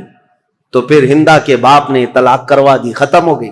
ہندا جیسی مکہ واپس آئی تو ہندا سے حضرت ابو سفیان نے نکاح کر لیا. اس وقت یہ ایمان لائے ہوئے لوگ نہیں تھے. ابو سفیان نے نکاح کیا اور ابو سفیان اور ہندا کے نکاح سے حضرت امیر معاویہ پیدا ہوئے. امیر معاویہ بچپن سے ہی بہت ذہین تھے، حلیم الطبع، بردبار، ان کے اندر بھی برداشت کی طاقت بہت، معاملہ فہمی اور سیاست ان کے اندر بچپن سے تھی.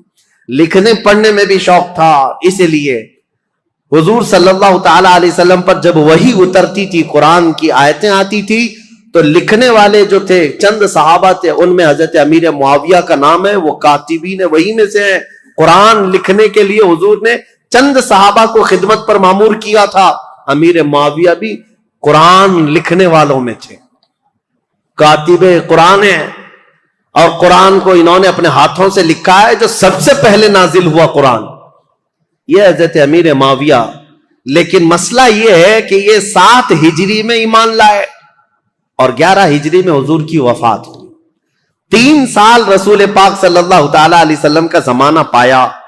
لیکن معاملہ وہ نہیں ہو سکتا جو صدیق اکبر کا تھا، معاملہ وہ نہیں ہو سکتا جو عمر فاروق کا تھا، معاملہ وہ نہیں ہو سکتا جو عثمان غنی اور حیدر کرار کا تھا، کیونکہ وہ سابقین اولین میں سے تھے، سب سے پہلے اسلام لائے اور رسول پاک صلی اللہ تعالی علیہ وسلم کی سب سے زیادہ تربیت حاصل کرنے والے وہ صحابہ تھے. بہرحال حضرت امیر معاویہ جب جوان ہوئے تو آپ کو حضرت ابو بکر صدیق نے ان کے سگے بھائی کے ساتھ ملک شام بھیجا. ان کے سگے بھائی کا نام بھی یزید ہے، یزید بن ابو سفیان. ابو سفیان کے 2 بیٹے ہیں جن کا نام یہاں میں ذکر کر رہا ہوں، ایک کا نام یزید اور ایک کا نام معاویہ. عربوں میں رواج تھا، بار بار ریپیٹڈ نام رکھتے تھے، دادا کا نام پھر پوتے کو، پوتے کا نام پھر فلاں کو. تو یزید بن ابی سفیان یہ بڑے بھائی تھے. حضرت ابو بکر صدیق نے ان کی مہارت کی وجہ سے ان کو ملک شام میں دمشق بھیجا تھا، اور انہوں نے اپنی مہارت سے جب حضرت خالد بن ولید نے ملک شام کو فتح کیا تھا تو یزید بن ابو سفیان وہاں کے گورنر مقرر ہوئے. ان کے انتقال کے بعد امیر معاویہ وہاں ساتھ گئے تھے. تو حضرت ابو بکر صدیق کے زمانے میں ہی ان کا انتقال ہوا ان کے بڑے بھائی کا، تو حضرت عمر کا زمانہ جسٹ آ ہی رہا تھا، آپ نے خط لکھ کر کے بھیج دیا کہ یزید کے جو بھائی معاویہ ہیں انہی کو وہاں کا گورنر بنایا جائے. تو اب یہ رہی تاریخ امیر معاویہ کی. حضرت امیر معاویہ وہاں سے گورنر بن گئے ملک شام کے، دمشق کے. چلتی رہی ان کی گورنری. حضرت عمر کا زمانہ، حضرت عثمان کا زمانہ، یہ کل ملا کر 22 سال کا زمانہ ہوتا ہے. حضرت عمر 10 سال، حضرت عثمان 12 سال. حضرت عمر کے کچھ زمانے کے بعد وہ خلیفہ گورنر بنے تھے. بہرحال تو جب حضرت امیر معاویہ کو اتنی بڑی وہاں کی مہارت تھی، تجربہ حاصل تھا گورنری کا، ملک شام کی نس نس کو جانتے تھے، یہ امیر معاویہ پہلے شخص ہیں جنہوں نے بحری بیڑا شروع کیا اسلام میں. بحری بیڑا یعنی نیوی، فوج تیار کی، سمندری فوج بنائی. اور قبرص کو، جیسے کہ میں نے بتایا حضرت عثمان کے زمانے میں امیر معاویہ کی سپہ سالاری میں سائپرس ترکی کا جو علاقہ ہے وہ فتح ہوا، اور وہ 500 جہازیں حضرت امیر معاویہ نے سمندر میں اتاری تھی. اور پھر مصر میں ایک کارخانہ بنایا جہاں جہاز بنائے جاتے تھے. آپ کی عقل بہت زیادہ تیز، معاملہ فہمی بہت زیادہ تھی. کئی نئی چیزوں کو آپ نے ایجاد کیا حضرت امیر معاویہ نے. اب ان کی خلافت کا جو دور چلا ہے وہ اختلافات بہت زیادہ رہے، لیکن میرے عزیزوں اس وقت بڑے بڑے صحابہ موجود تھے. حضرت عمر کے بیٹے عبداللہ بن عمر، حضرت زبیر کے بیٹے عبداللہ بن زبیر، حضرت عبداللہ بن مسعود، حضرت عبداللہ بن زبیر، اور حضرت ابو بکر صدیق کے بیٹے عبد الرحمن. یہ بڑے صحابہ میں تھے اس وقت، وہ سب موجود تھے. اور ان سبوں نے حضرت امیر معاویہ کی خلافت پر اجماع کر لیا کہ ٹھیک ہے، ہم نے تسلیم کر لیا. حالانکہ دیکھا جائے تو خلافت کے دعوے دار وہ بھی ہو سکتے تھے. باپ میرے ابو بکر صدیق ہیں، باپ میرے عمر فاروق ہیں، اور حضرت امام حسن بھی علی بن ابی طالب کے بیٹے ہیں، بڑے بڑے صحابہ کے بیٹے تھے. لیکن ان سبوں نے امیر معاویہ کی یہ پرانی مشق اور ان کی تجربہ کاری کی وجہ سے خلافت ان کے حوالے کر دیا. اب حضرت امیر معاویہ کی خلافت کے جو اہم کارنامے ہیں وہ یہ ہیں کہ افریقہ کے، شمال افریقہ کے کئی علاقے فتح ہوئے اور دائرہ اسلام میں آئے.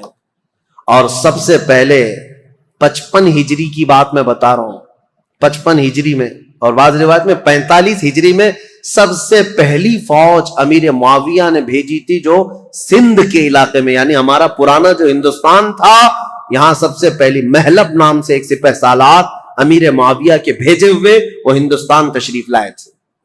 بعد میں باضابطہ لشکر کشی جو ہوئی ہے وہ محمد بن قاسم کا دور ہے، لیکن امیر معاویہ کے زمانے میں 45 ہجری میں ہی سندھ میں قدم رکھ دیے تھے.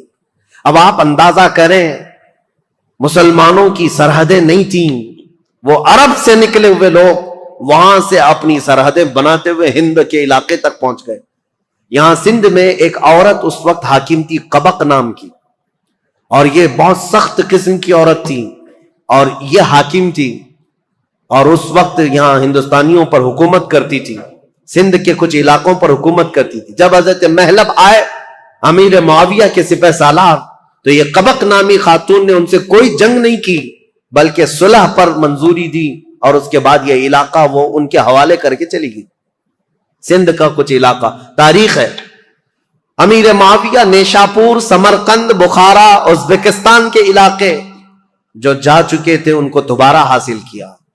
ملک شام کے کئی علاقوں میں جو بغاوت پھیلی تھی اس بغاوت کو ٹھنڈا کیا، پھر ان علاقوں میں مضبوطی قائم کی. عراق کے وہ علاقے جو حضرت علی کے زمانے میں اور ان کے زمانے میں جنگوں کی وجہ سے اختلافات کے شکار ہو گئے تھے، حضرت امیر معاویہ نے ان سب جنگوں کو ٹھنڈا کر دیا.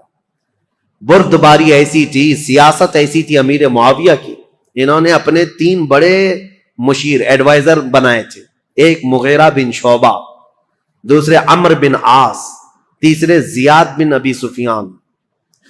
یہ حیرت کی بات میں آپ کو بتاؤں، حیرت کی بات کہ سگا بھائی ہے زیاد بن ابی سفیان، امیر معاویہ کے سگے بھائی ہیں، زیاد نام ہے. یہ سخت دشمنی کرتے تھے امیر معاویہ سے اور بہت کٹر حامی تھے مولا علی کے. ایک گھر میں حضرت علی بن ابی طالب کے سخت حامی تھے اور امیر معاویہ سے سخت دور. لیکن حضرت علی رضی اللہ تعالیٰ عنہ کی وفات کے بعد امیر معاویہ نے اپنی عقل اور دانائی سے ان کو قائل کر لیا اور واپس ان کو بلا لیا اور بصرہ کا انہیں گورنر بنایا. یہ زیاد بن ابی سفیان ایسے آدمی ہیں جن کے بارے میں کہا جاتا ہے کہ اگر یہ پہاڑوں کو بھی کہہ دے تو وہ فرما بردار ہو جائیں. اتنی عقل کے ساتھ وہ معاملات چلاتے. جانوروں کو بھی اگر کہہ دے تو سیدھے لائن میں کھڑے ہو جائیں. زیاد بن ابی سفیان یہ کون تھے؟ امیر معاویہ کے بھائی تھے اور ان کو انہوں نے اپنا ایڈوائزر بنایا ہوا تھا. اور عمرو بن عاص جنہوں نے پورا مصر فتح کیا، صحابی رسول ہیں، عمر میں بہت بڑے ہیں، لیکن مشورہ لینے کے لیے عرب کہتے تھے عمرو بن عاص کے پاس جاؤ. تو امیر معاویہ نے ان کو بنایا تھا. ظاہر سی بات ہے، آپ نے دیکھا وہ جنگ صفین میں کیا کیا. حضرت عمرو بن عاص نے بعد میں اعلان نہیں کر دیا تھا کہ میں اپنے فریق کو معزول نہیں کرتا. عمرو بن عاص امیر معاویہ کے مشیر خاص تھے. تیسرے تھے مغیرہ بن شعبہ، یہ بھی صحابی رسول ہیں، لیکن ایسے زیرک تھے یہ بھی. پورے کوفہ کو کنٹرول کرنے میں اور پورے عراق کو کنٹرول کرنے میں ان کا بڑا ہاتھ تھا. مغیرہ بن شعبہ، یہ تین ایڈوائزر ایسے تھے جو امیر معاویہ کے شانہ بشانہ رہتے. ان تینوں مشیروں سے یہ اپنی پوری حکومت کے سرحدیں کہاں تک پھیلا چکے تھے. بیٹھے تھے دمشق میں اور حکومت کی سرحد ان کی ہندوستان تک تھی. ایران بھی تھا، عراق بھی تھا، مصر بھی تھا، یمن بھی تھا، شام بھی تھا، پورا آج کے دور کا عرب تھا، حجاز نجد، اور پھر اس کے علاوہ آرمینیا، آذربائیجان، ترکی، یہ سب علاقے. اتنا ہونے کے بعد پھر افریقہ کے ساحلی علاقے پورے کے پورے امیر معاویہ کی زیر نگرانی تھی. یہ اتنا بڑا خطہ ہے، میں آپ کو کہوں تو یہ بیجا نہ ہوگا کہ خلافت راشدہ کے ختم ہونے کے بعد امیر معاویہ وہ تنہا خلیفہ یا حاکم ہیں جنہوں نے ایک وقت میں 3 بر اعظموں پر اپنی حکومت جاری کی. 3 انٹر کانٹیننٹل، افریقہ، یورپ اور پھر ایشیا کا تو تھا ہی حصہ. ان سب علاقوں میں اسلام کی سرحدیں پھیلائی. اب حضرت امیر معاویہ رضی اللہ تعالیٰ عنہ کے جو اہم کارنامے تھے، اسلام کی وسعت ہوتی رہی، لیکن جو جنگوں کو انہوں نے ٹھنڈا کیا وہ ایسے ٹھنڈا کیا تھا. کہتے ہیں کہ کوفہ شہر میں مغیرہ بن شعبہ حاکم تھے. ایسا حال تھا کہ اگر راستے میں کسی کا ایک سکہ گر جائے تو کوئی دوسرا آدمی اٹھاتا نہیں تھا جب تک وہ سکے کا آدمی خود نہیں آ جاتا تھا. کوئی دوسرا آدمی چھوتا تک نہیں تھا. اور عورتیں اپنے گھر کا دروازہ بند کیے بغیر رات کو سوتی تھیں. کسی کو ڈر نہیں تھا کہ کوئی گھر میں آ جائے. یہ نظام اتنا ٹائٹ بنا کر کے رکھا تھا امیر معاویہ کا. ڈر تھا لوگوں کے اندر. خلافت کو اپنی طاقت سے، اپنی زور سے انہوں نے ہانک کر کے، یہاں تک کہ جو بربر قوم کے لوگ تھے افریقہ کے جنگلات میں رہنے والے، وہ ایسی وحشی قوم تھی کہ وہ تھوڑا سا اگر ان کے سامنے سے کوئی ہٹ گیا تو پھر وہ خبط سوار ہو جاتا تھا اور جنگلی جانوروں کی طرح جھپٹ پڑتے تھے. ایسی قوم کے لیے امیر معاویہ نے ایک پوری فوجی چھاونی ان کے ہاں قائم کر دی، جس کا سپہ سالار عقبہ بن نافع کو بنایا. وہ ہمیشہ ان کے اوپر سوار رہتے تھے بربر قوم پر، اور وہ ہمیشہ ان کی فرما بردار رہتی تھی. اور کئی ایسے ہیں نیو سٹی ٹاؤن شپ کا پلان سب سے پہلے اس دنیا میں حضرت امیر معاویہ نے قائم کیا. پورا ایک شہر بسایا. جیسے افریقہ میں ایک شہر بسایا قیروان نام سے، اور وہ پورا مرکز اسلام بن گیا بعد میں. ایسے کئی ان کی ایجادات ہیں امیر معاویہ رضی اللہ تعالیٰ عنہ. بحری بیڑے پیدا کرنا، فوج کو ترتیب کے ساتھ، الگ الگ مقدموں کے ساتھ، الگ الگ ٹکڑیوں کے ساتھ، نام کے ساتھ بنانا. اور سب سے پہلے یہ پوسٹ آفس کا جو سسٹم ہوتا ہے، ڈاک کا، یہ امیر معاویہ کے زمانے میں قائم ہوا، جس کا نام انہوں نے برید رکھا کہ سرکاری خط بہت جلد ادھر سے ادھر جا سکیں. اس کے لیے انہوں نے منزلیں رکھی. ایک گھوڑا یہاں سے وہاں تک جائے گا، دوسرا گھوڑا وہاں سے وہاں تک جائے گا. لیٹر پہنچانے کے لیے سب سے تیز کام ہو امیر معاویہ کے زمانے میں ہوا. خط و کتابت بہت تیزی سے جاتی تھی اور خبریں بہت تیز پھیلتی تھی. اور امیر معاویہ رضی اللہ تعالیٰ عنہ نے لوگوں کو ایک چاند پر جمع کیا.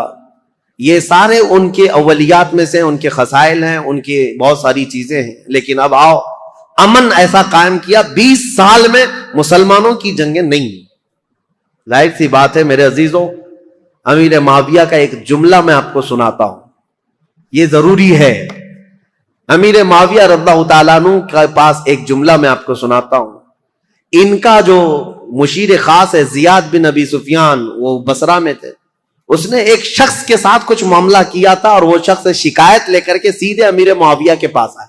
امیر معاویہ نے دسترخوان بچھایا, کھانا کھلایا اور اس کے ساتھ اچھا معاملہ کیا. یہ بات زیاد بن ابی سفیان کو پتہ چلی کہ یہ تو خلیفہ اسلام کے پاس چلا گیا تھا, تو وہ آیا اور حضرت امیر معاویہ کے پاس کہا ایسے تو معاملات خراب ہو جائیں گے, میں نے اس کے ساتھ باز پرس کی ہے اور آپ یہاں پر اس کے ساتھ نرمی کر رہے ہیں, حمایت کر رہے ہیں. ابو حضرت امیر معاویہ نے کہا تھا ایک بات یاد رکھو, ترازو کے دونوں پلے ایک طرح نہ رہنے چاہیے, بلکہ میں نرمی کرتا رہوں اور تو سختی کرتا رہے, اسی سے جماعت میں انتشار سے محفوظ رہے گی. اور ان کو سختی کرنے کا حکم تھا, حضرت امیر معاویہ گلے لگاتے تھے, ان کی سیاست تھی.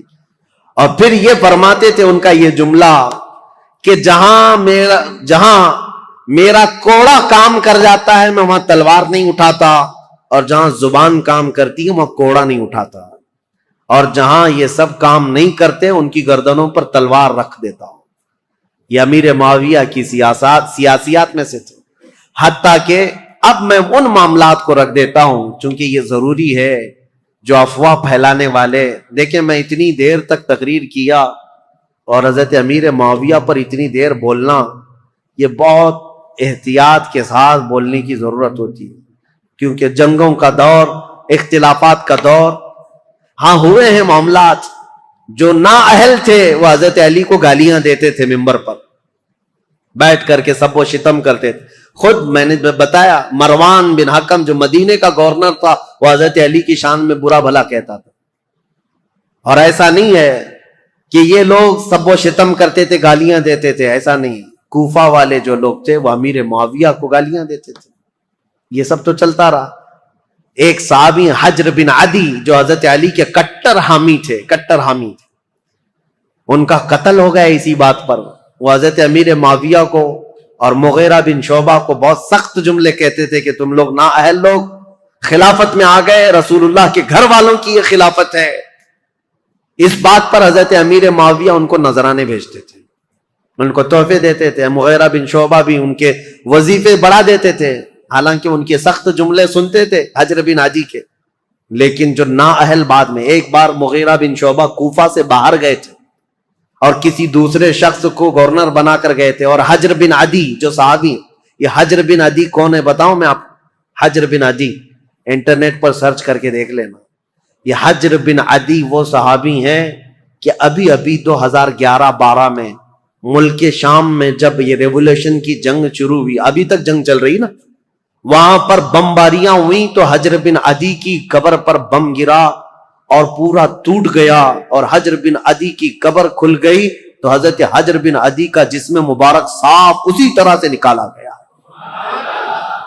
صحابی رسول کا جسم پاک, ان کی تصویر بھی پھیلی ہوئی ہے انٹرنیٹ پر. ملک شام میں حجر بن عدی یہ مولا علی کرم اللہ وجہہ الکریم کے کٹر حامی لوگوں میں سے ہیں. 1400 سال کے بعد میرے عزیزوں جسم اقدس صاف اسی طرح سے نکالا گیا ہے, آپ دیکھ سکتے ہیں, اسی طرح سے نکالا گیا اور دوسری جگہ بحفاظت دفن کیا گیا ہے. اے ظالموں, اپنی آنکھوں سے دیکھو اور کن کن چیزوں کا انکار کرو گے. میرے مصطفیٰ کے قدموں میں رہنے والے غلام کا جسم 14 صدیوں تک محفوظ ہے, تو اس رسول کائنات کے جسم کا عالم کیا ہوگا. تو زندہ ہے واللہ, تو زندہ ہے واللہ, میری چشم عالم سے چھپ جانے والے. میرے آقا صلی اللہ تعالی علیہ وسلم کی حیات برزخی کی بات ہی الگ ہے. بہرحال یہ حجر بن عدی وہ صحابی ہیں. مغیرہ بن شعبہ ان سے سخت جملے سنتے تھے, ان کو نذرانے دیتے تھے. امیر معاویہ کے بارے میں بھی اگر کچھ کہتے ان کو وظیفہ دے دیتے تھے, کچھ نہیں کہتے تھے. مغیرہ بن شعبہ یہ حضرت امیر معاویہ کے ایڈوائزر ہیں, لیکن حجر بن عدی کے ساتھ کوئی غلط معاملہ نہیں کرتے تھے. حضرت مغیرہ بن شعبہ کوفہ سے باہر کہیں گئے تھے, اپنے کسی کو گورنر بنا کر، یہ نئے لوگ ہیں. حجر بن عدی اپنی عادت کے مطابق مسجد میں آئے اور یہ نیا جو ہے وہ خطبہ دے رہا تھا، وہ اپنی عادت کے مطابق باتیں کر رہا. حجر بن عدی کھڑے ہو گئے اور کہا تم سب کذاب ہو، سب سے بڑے جھوٹے لوگ ہو. حقدار تو علی بن ابی طالب تھے اور جس دن وہ گئے ہیں سورج ڈوب چکا ہے. حضرت علی کی فضیلت بیان کرنے لگے. یہ جو والی بنا تھا کوفہ کا وہ کھڑا ہوا اور سیدھے آ کر حضرت حجر بن عدی کو قتل کر دیا، صحابی رسول.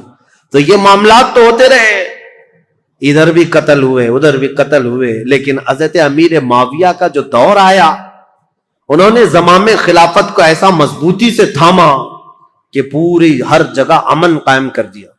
اتنا تو ہے کہ مکہ میں، مدینہ میں، کوفہ میں، بصرہ میں، ہر جگہ امن قائم کر دیا.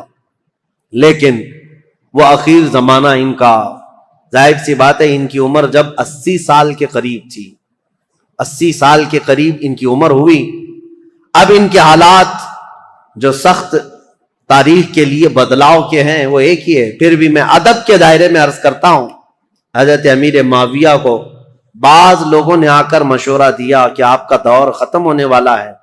اب حالات ویسے نہیں ہونے چاہیے جب حضرت عمر کے انتقال کے بعد ہوئے، حضرت عثمان کے قتل کے بعد ہوئے. خلافت کے لیے لوگوں میں الگ الگ معاملات نہ ہو جائیں، اختلاف نہ ہو جائے، اس لیے آپ اپنی زندگی میں ہی کسی کو اعلان کر دیجئے میرے بعد یہ خلیفہ ہے.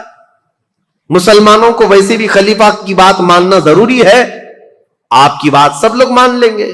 امیر معاویہ رضی اللہ تعالیٰ عنہ کو جب یہ لوگوں نے آ کر کہا تو حضرت امیر معاویہ نے پوچھا کہ اچھا ٹھیک ہے، یہ ان کی بیماری کا وقت تھا. کہا بتاؤ میں کس کا اعلان کروں. چاپلوس لوگ تھے، چاپلوسی کرتے ہوئے کہا کہ آپ کے گھر میں یہ خلافت زیب دیتی ہے، آپ کا بیٹا یزید ہے، اس کو آپ خلیفہ کا اعلان کر دیجئے. یہاں سے اب تاریخ بدل جاتی ہے، اسلامی تاریخ یہاں آ کر کے بہت سخت ہو گئی ہے. امیر معاویہ نے پہلے تو انکار کر دیا، کہا نہیں، کیونکہ یزید کے شب و روز اور اس کے دن بھر کی جو مشغولیات ہیں وہ سب کو پتا تھے. نا اہل آدمی، دن بھر کبوتر بازی کرتا تھا اور کبھی چھپ چھپا کر کے بندروں کو کھیل میں لگاتا تھا اور خوش ہو کر کے ہنستا تھا. اس کے الگ الگ معاملات تھے، اس کے شراب پینے کی بھی باتیں ہیں. لیکن امیر معاویہ سے چھپ کر کرتا رہا یا ان کے دور میں کم کرتا رہا.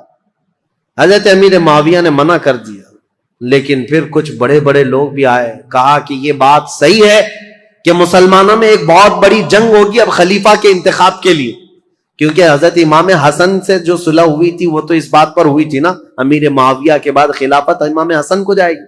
لیکن امام حسن تو شہید ہو گئے، اب کون ہے؟ تو بہت سارے لوگ اس وقت جو موجود تھے انہوں نے اس بات کا ویرودھ بھی کیا، انکار بھی کیا، کیونکہ ابھی 3 بڑے صحابہ موجود تھے. سیدنا ابو بکر صدیق کے بیٹے عبد الرحمن، حضرت عمر کے بیٹے عبداللہ بن عمر، اور حضرت علی کے بیٹے امام حسین. یہ بڑے بڑے صحابہ، اور حضرت زبیر کے بیٹے عبداللہ بن زبیر یہ بھی موجود. تو ایک صحابی آئے حضرت امیر معاویہ کے پاس، احنف بن قیس. انہوں نے کہا کیا یہ اچھا ہوگا کہ آپ اعلان کر دیں عبداللہ بن عمر کے نام پر، ان سے افضل کوئی نہیں ہے، کیونکہ وہ بڑے صحابی ہیں، رسول اللہ کا زمانہ پائے. امیر معاویہ رضی اللہ تعالیٰ عنہ کے سامنے یہ سب معاملات تھے. انہوں نے پھر مغیرہ بن شعبہ کو بلایا جو کوفہ کے گورنر تھے، زیاد بن ابی سفیان کو بلایا، پھر پوچھا تو انہوں نے کہا کہ جیسا آپ کہنا چاہتے ہیں ہم کرنے کو تیار ہیں، ہم لوگوں کو سنبھال لیں گے جیسے 20 سال سے سنبھال رہے ہیں.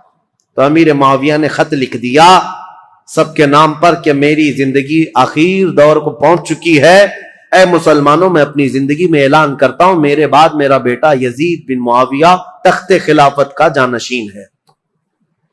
مغیرہ بن شعبہ لے کر کے گئے، انہوں نے تو نافذ کر دیا. زیاد بن ابی سفیان جو تھے انہوں نے بھی نافذ کر دیا. اب مدینے کا مسئلہ تھا، مدینے میں مروان تھا، مروان کو لکھ کر کے بھیجا گیا، لیکن اس میں نام نہیں لکھا گیا. پہلے خط میں یہ لکھا گیا کہ امیر معاویہ یہ چاہتے ہیں مسلمانوں میں جنگ نہ ہو، اس لیے اپنی زندگی میں کسی کے خلیفہ ہونے کا اعلان کرنا چاہتے ہیں.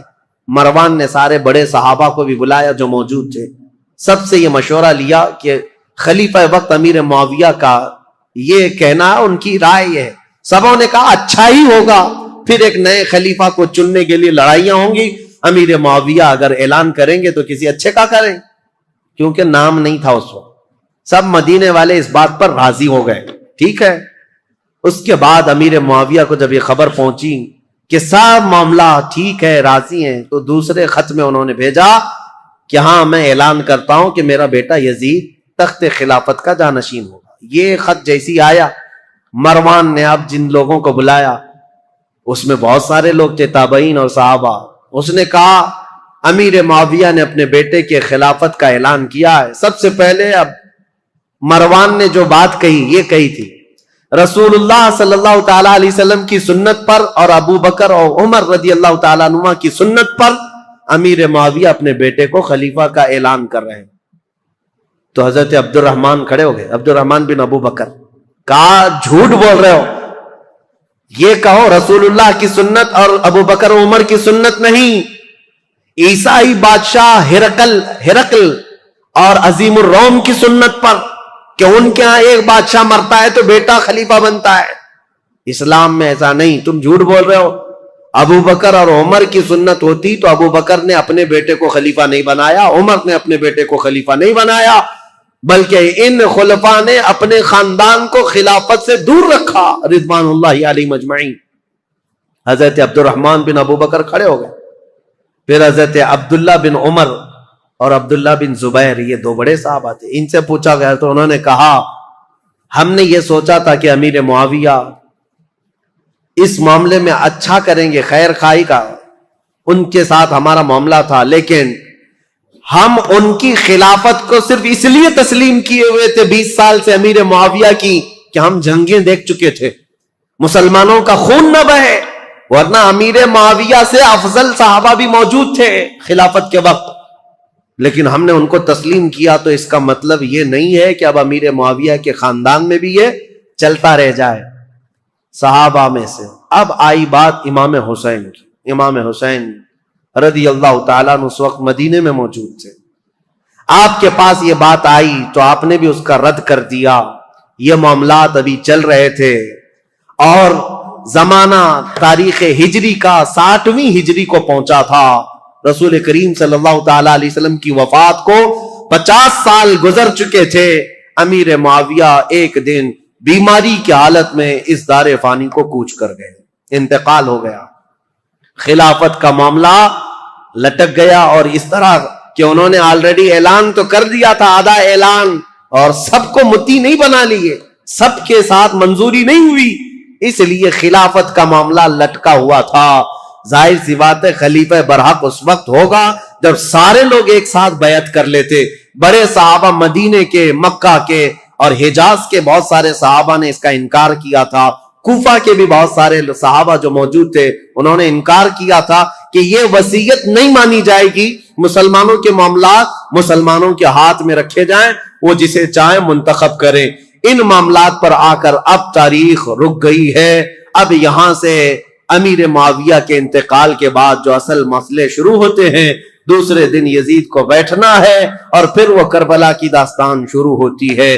انشاءاللہ العزیز ہمارے پاس 2 دن باقی ہیں، کل کی شب 10ویں شب ہے، اور اس کے بعد سنیچر کے دن دوپہر میں سے پہلے شہادت کے امام حسین کے وہ واقعات، کربلا تک کے معاملات آپ کے سامنے رکھے جائیں گے انشاءاللہ۔ میں نے تاریخ اسلام کو حضور اکرم صلی اللہ تعالی علیہ وسلم کی بعثت سے پہلے سے لے کر عرب کے حالات، دنیا کے حالات سے لے کر یہاں تک بیان کیا۔ صدیق اکبر کا زمانہ، فاروق اعظم کا زمانہ، عثمان بن عفان کا زمانہ، حیدر کرار کا زمانہ رضی اللہ عنہم اجمعین، امام حسن مجتبی، اور ان کے بعد امیر معاویہ کی 20 سالہ خلافت کا دور۔ اس کے بعد جو حالات آئے وہ مسلمانوں کے لیے بڑے گمبھیر حالات ہیں۔ پھر ہمارے درمیان انتشار ہوا، افتراق ہوا، جماعتیں بنی، ٹکڑیاں بنی اور فرقے بنے، اور اتنے بنے کہ اس کا دروازہ آج تک نہیں بند ہوا، اور اس وقت تک بند نہیں ہوگا جب تک کہ میرے آقا صلی اللہ تعالی علیہ وسلم کے فرمان کے مطابق 4 خلفائے راشدین کے زمانے کے بعد، وہ عدل، مساوات، امن کے دور کے بعد، قیامت کے قریب ایک اور بار ایک اور بار پوری دنیا میں عدل قائم ہوگا، امن قائم ہوگا، وہ دور ہوگا امام مہدی علیہ السلام کا، امام مہدی رضی اللہ تعالیٰ عنہ کا۔ اس امام برحق کے آنے تک یہ افتراق، یہ انتشار، یہ فرقے، یہ جماعتیں، یہ ٹکڑیاں، یہ اختلافات یہ چلتے رہیں گے۔ لیکن مسلمانوں، آپ سے میری یہ گزارش ہے، اس پوری تاریخ کی سچائیوں کو رکھو اور اس کے بعد اپنی زبانیں اور اپنی عقلیں سنبھال کر بات کرنا کہ تم جن کے بارے میں بات کرنے جا رہے ہو وہ رسول اللہ کے صحابہ ہیں۔ قیامت تک جو سب سے اچھے لوگ پیدا ہونے والے تھے، ان سب کو چن کر کے اللہ نے رسول کا صحابی بنایا۔ رسول اللہ کے جو صحابہ ہیں، میرے آقا نے خود فرمایا، میرا ایک صحابی جو کے دانے کے برابر خیرات کرے اور امت پوری مل کر کے احد پہاڑ کے برابر سونا خیرات کرے، تب بھی میری صحابی کی خیرات کے برابر نہیں ہو سکتے، وہ صحابہ کے مقام کو نہیں پہنچ سکتے۔ اس لیے خبردار خبردار، یہ محرم کے مجالس میں بعض لوگ یہ فتنہ انگیزیاں شروع کر چکے ہیں۔ ابھی کل ہی کی بات ہے، ایک صاحب مجھ سے ٹرول کرتے ہوئے سوال کر رہے تھے، اعتراض کر رہے تھے، اگر وہ میری آج کی بھی بات سنتے ہوں تو ان کے لیے جواب یہ ہے، وہ یہ کہتے ہیں آپ تو بلاتے ہیں امام حسین کے نام پر اور یہ محرم کے بیانات ہوتے ہیں امام حسین کے نام پر، اور آپ تو صحابہ کی باتیں کرنے لگ گئے ہیں یا خلفائے راشدین کی باتیں کر رہے ہیں۔ اگر اس صاحب کو ایسا لگتا ہے تو میں ان کے لیے جواب دیتا ہوں، تمہیں ابھی تک حقیقت پتا نہیں رسول اللہ صلی اللہ تعالی علیہ وسلم کے ان صحابہ کی۔ ہم ان صحابہ کرام کی فضیلت ہر دور میں بیان کرتے ہیں، بلکہ مولا حسین کو تم نے یہ خاص کر رکھا ہے کہ محرم کے لیے ہے۔ مولا حسین محرم کے لیے نہیں، ہر دن کے لیے ہے اور ہر رات کے لیے ہے۔ ہم کربلا والے سنی حضرات امام حسین کو محرم کے لیے خاص کر نہیں رکھے ہیں، بلکہ ہمارا تو یہ عزم ہے، ہمارے بچے جوان ہوں تو حسین ابن علی کی شہادت کے بیان کے بعد جوان مردی اور بہادری کے ساتھ کھڑے ہو سکے۔ ہم کہانیاں نہیں بیان کرتے ہیں۔ ایک بات یاد رکھو، بچپن میں جب سے میں بولنے لگا ہوں، ابھی تو یہ زمانہ بہت ہو گیا، میری عمر 13 سال کی تھی جب سے میں تقریر کر رہا ہوں، میری عمر 14 سال کی عمر سے محرم کے بیانات میں کر رہا ہوں، میری تو ابھی داڑھی بھی نہیں تھی، مونچھیں بھی نہیں تھی، اس وقت سے کربلا کی داستانیں ہر طرح سے بیان کیا، لیکن میں نے ایک بات کا عزم کر لیا، کربلا کی داستان رونے دھونے اور ماتم کرنے اور پیٹنے کے لیے نہیں ہے، بلکہ حسین کی شہادت ہم اس لیے سناتے ہیں کہ بجھے ہوئے دل ہو، 80 سال کا بوڑھا ہو تو 25 سال کا جوان بن جائے اس کے اندر سے۔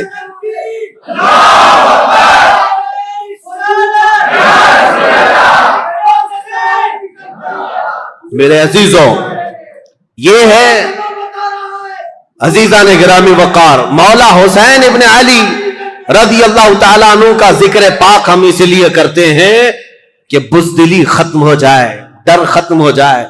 میرے 2 منٹ کی اس گفتگو میں لوگوں کو جوانی آ سکتی ہے، تو حسین ابن علی کا پورا تذکرہ اگر پڑھ لو تو کیا جوانی نہیں آئے؟ میرے عزیزوں، حقیقت یہی ہے کہ ہم نے کربلا کی داستانیں سنی ہیں تو رونا دھونا تو اپنی جگہ پر، غم ہے ہمیں حسین کا، اور یہ غم ہماری موت تک ختم نہیں ہو سکتا، لیکن غم کا مطلب یہ نہیں ہے کہ ہم دنیا کو یہ دکھائیں کہ ہم صرف رونے والی قوم ہیں۔ ہاں، حسین ابن علی رضی اللہ تعالیٰ عنہ کے شہادت کا غم ہے تو دنیا کو ہم یہ بھی بتائیں کہ اس حسین نے ہمیں جوان مردی، استقلال اور استقامت بھی سکھایا ہے کہ ہمیشہ اپنی طرف نظر کرتے ہوئے یہ مت دیکھنا کہ میری جماعت میں 22 لوگ ہیں، 70 لوگ ہیں، 80 لوگ ہیں، بلکہ حسین کا یہ پیغام ہے، کوانٹیٹی نہیں دیکھی جائے گی، کوالٹی دیکھی جائے گی، چاہے 22,000 کی تعداد ہو کہ 22 لاکھ کی تعداد ہو۔ اسی لیے آج میں اکثر یہ جملہ کہتا ہوں جب لوگ ہم سے یہ کہتے ہیں مولانا آپ جس ملک میں رہ رہے ہیں ہم مائنورٹی میں ہیں، حالات اچھے نہیں ہیں، ہم ان سے یہی کہتے ہیں میرے ہاں آج کی مائنورٹی دیکھ رہے ہو آپ 30 کروڑ کی تعداد میں ہو کر کے بھی ابھی بھی کہتے ہم مائنورٹی میں ہیں۔ دنیا کی سب سے بڑی مائنورٹی میں تو حسین تھے جو کربلا کے میدان میں اترے، انہوں نے کبھی یہ جملہ نہیں کہا کہ ہم تعداد میں کم ہیں، بلکہ اپنے ہر بیٹے کو میدان میں اتارا، 6 مہینے کے بچے کو بھی لے کر کے آ گئے اور مولا رب العالمین کی بارگاہ میں اس کی شہادت پر یہ نہیں کہا میں مظلوم مارا گیا، میرا بیٹا مارا گیا، بلکہ رب العالمین کی بارگاہ میں اس حسین نے یہ عرض کیا تھا پورے مسلمانوں کو پیغام دیتے ہوئے، اے اللہ دین اسلام پر آنے والی مصیبتوں پر میرے 6 ماہ کے بچے کی قربانی بھی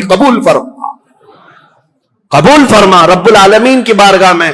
اسی لیے عزیزان گرامی وقار، ہماری اب یہ جو کربلا کی تاریخ شروع ہوتی ہے وہ امیر معاویہ کے انتقال کے بعد اب ملک شام کے جو حالات بدلے، دمشق کے حالات بدلے، کوفہ کے حالات بدلے، مدینہ طیبہ کے حالات بدلے، یہاں عبداللہ بن زبیر مکہ میں تھے، عبداللہ بن عمر مدینہ میں تھے، ان سب صحابہ کے درمیان جو ایک کشمکش چل رہی تھی، اب اگلا دور کس کا ہوگا، اب کیسے ہوگا، ان حالات میں جو حالات برے ہوئے صحابہ کے ساتھ، اب وہ تاریخ کی کڑوی باتیں بھی کل ہمیں سننے کے لیے جگر رکھنا ہے۔ اللہ کریم ہماری تاریخ کی سچائیوں میں آنے والے جو برے واقعات ہیں ان سے قوم مسلم کو عبرت لینے کی توفیق عطا فرمائے۔ رب العالمین ہمیں ہر یزیدی فتنے سے محفوظ فرمائے۔ جنہوں نے اسلام کی بیخکنی جڑ اکھاڑنے کی سازشیں کی ہیں، رب العالمین ان کی تمام نسلوں کو ختم فرمائے۔ جو اسلام اور بانی اسلام کی طرف انگلی اٹھائے، رب العالمین تو اس ظالم گستاخ کو کیفر کردار تک پہنچا، اور مولا کریم اسلام کے اس کھیتی کو، اس باغیچے کو خزاں پہنچنے سے اس کو لہلہاتا ہوا سرسبز و شاداب فرما دے۔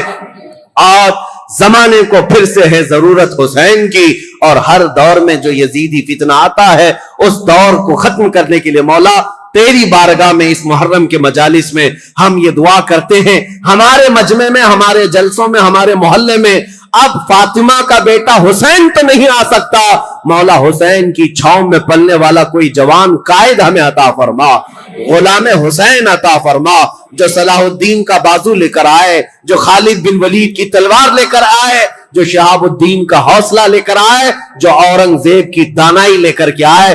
رب العالمین ہم سب مسلمانوں کو کھوئی ہوئی عزت اور وقار عطا فرما۔ وآخر دعوانا الحمدللہ رب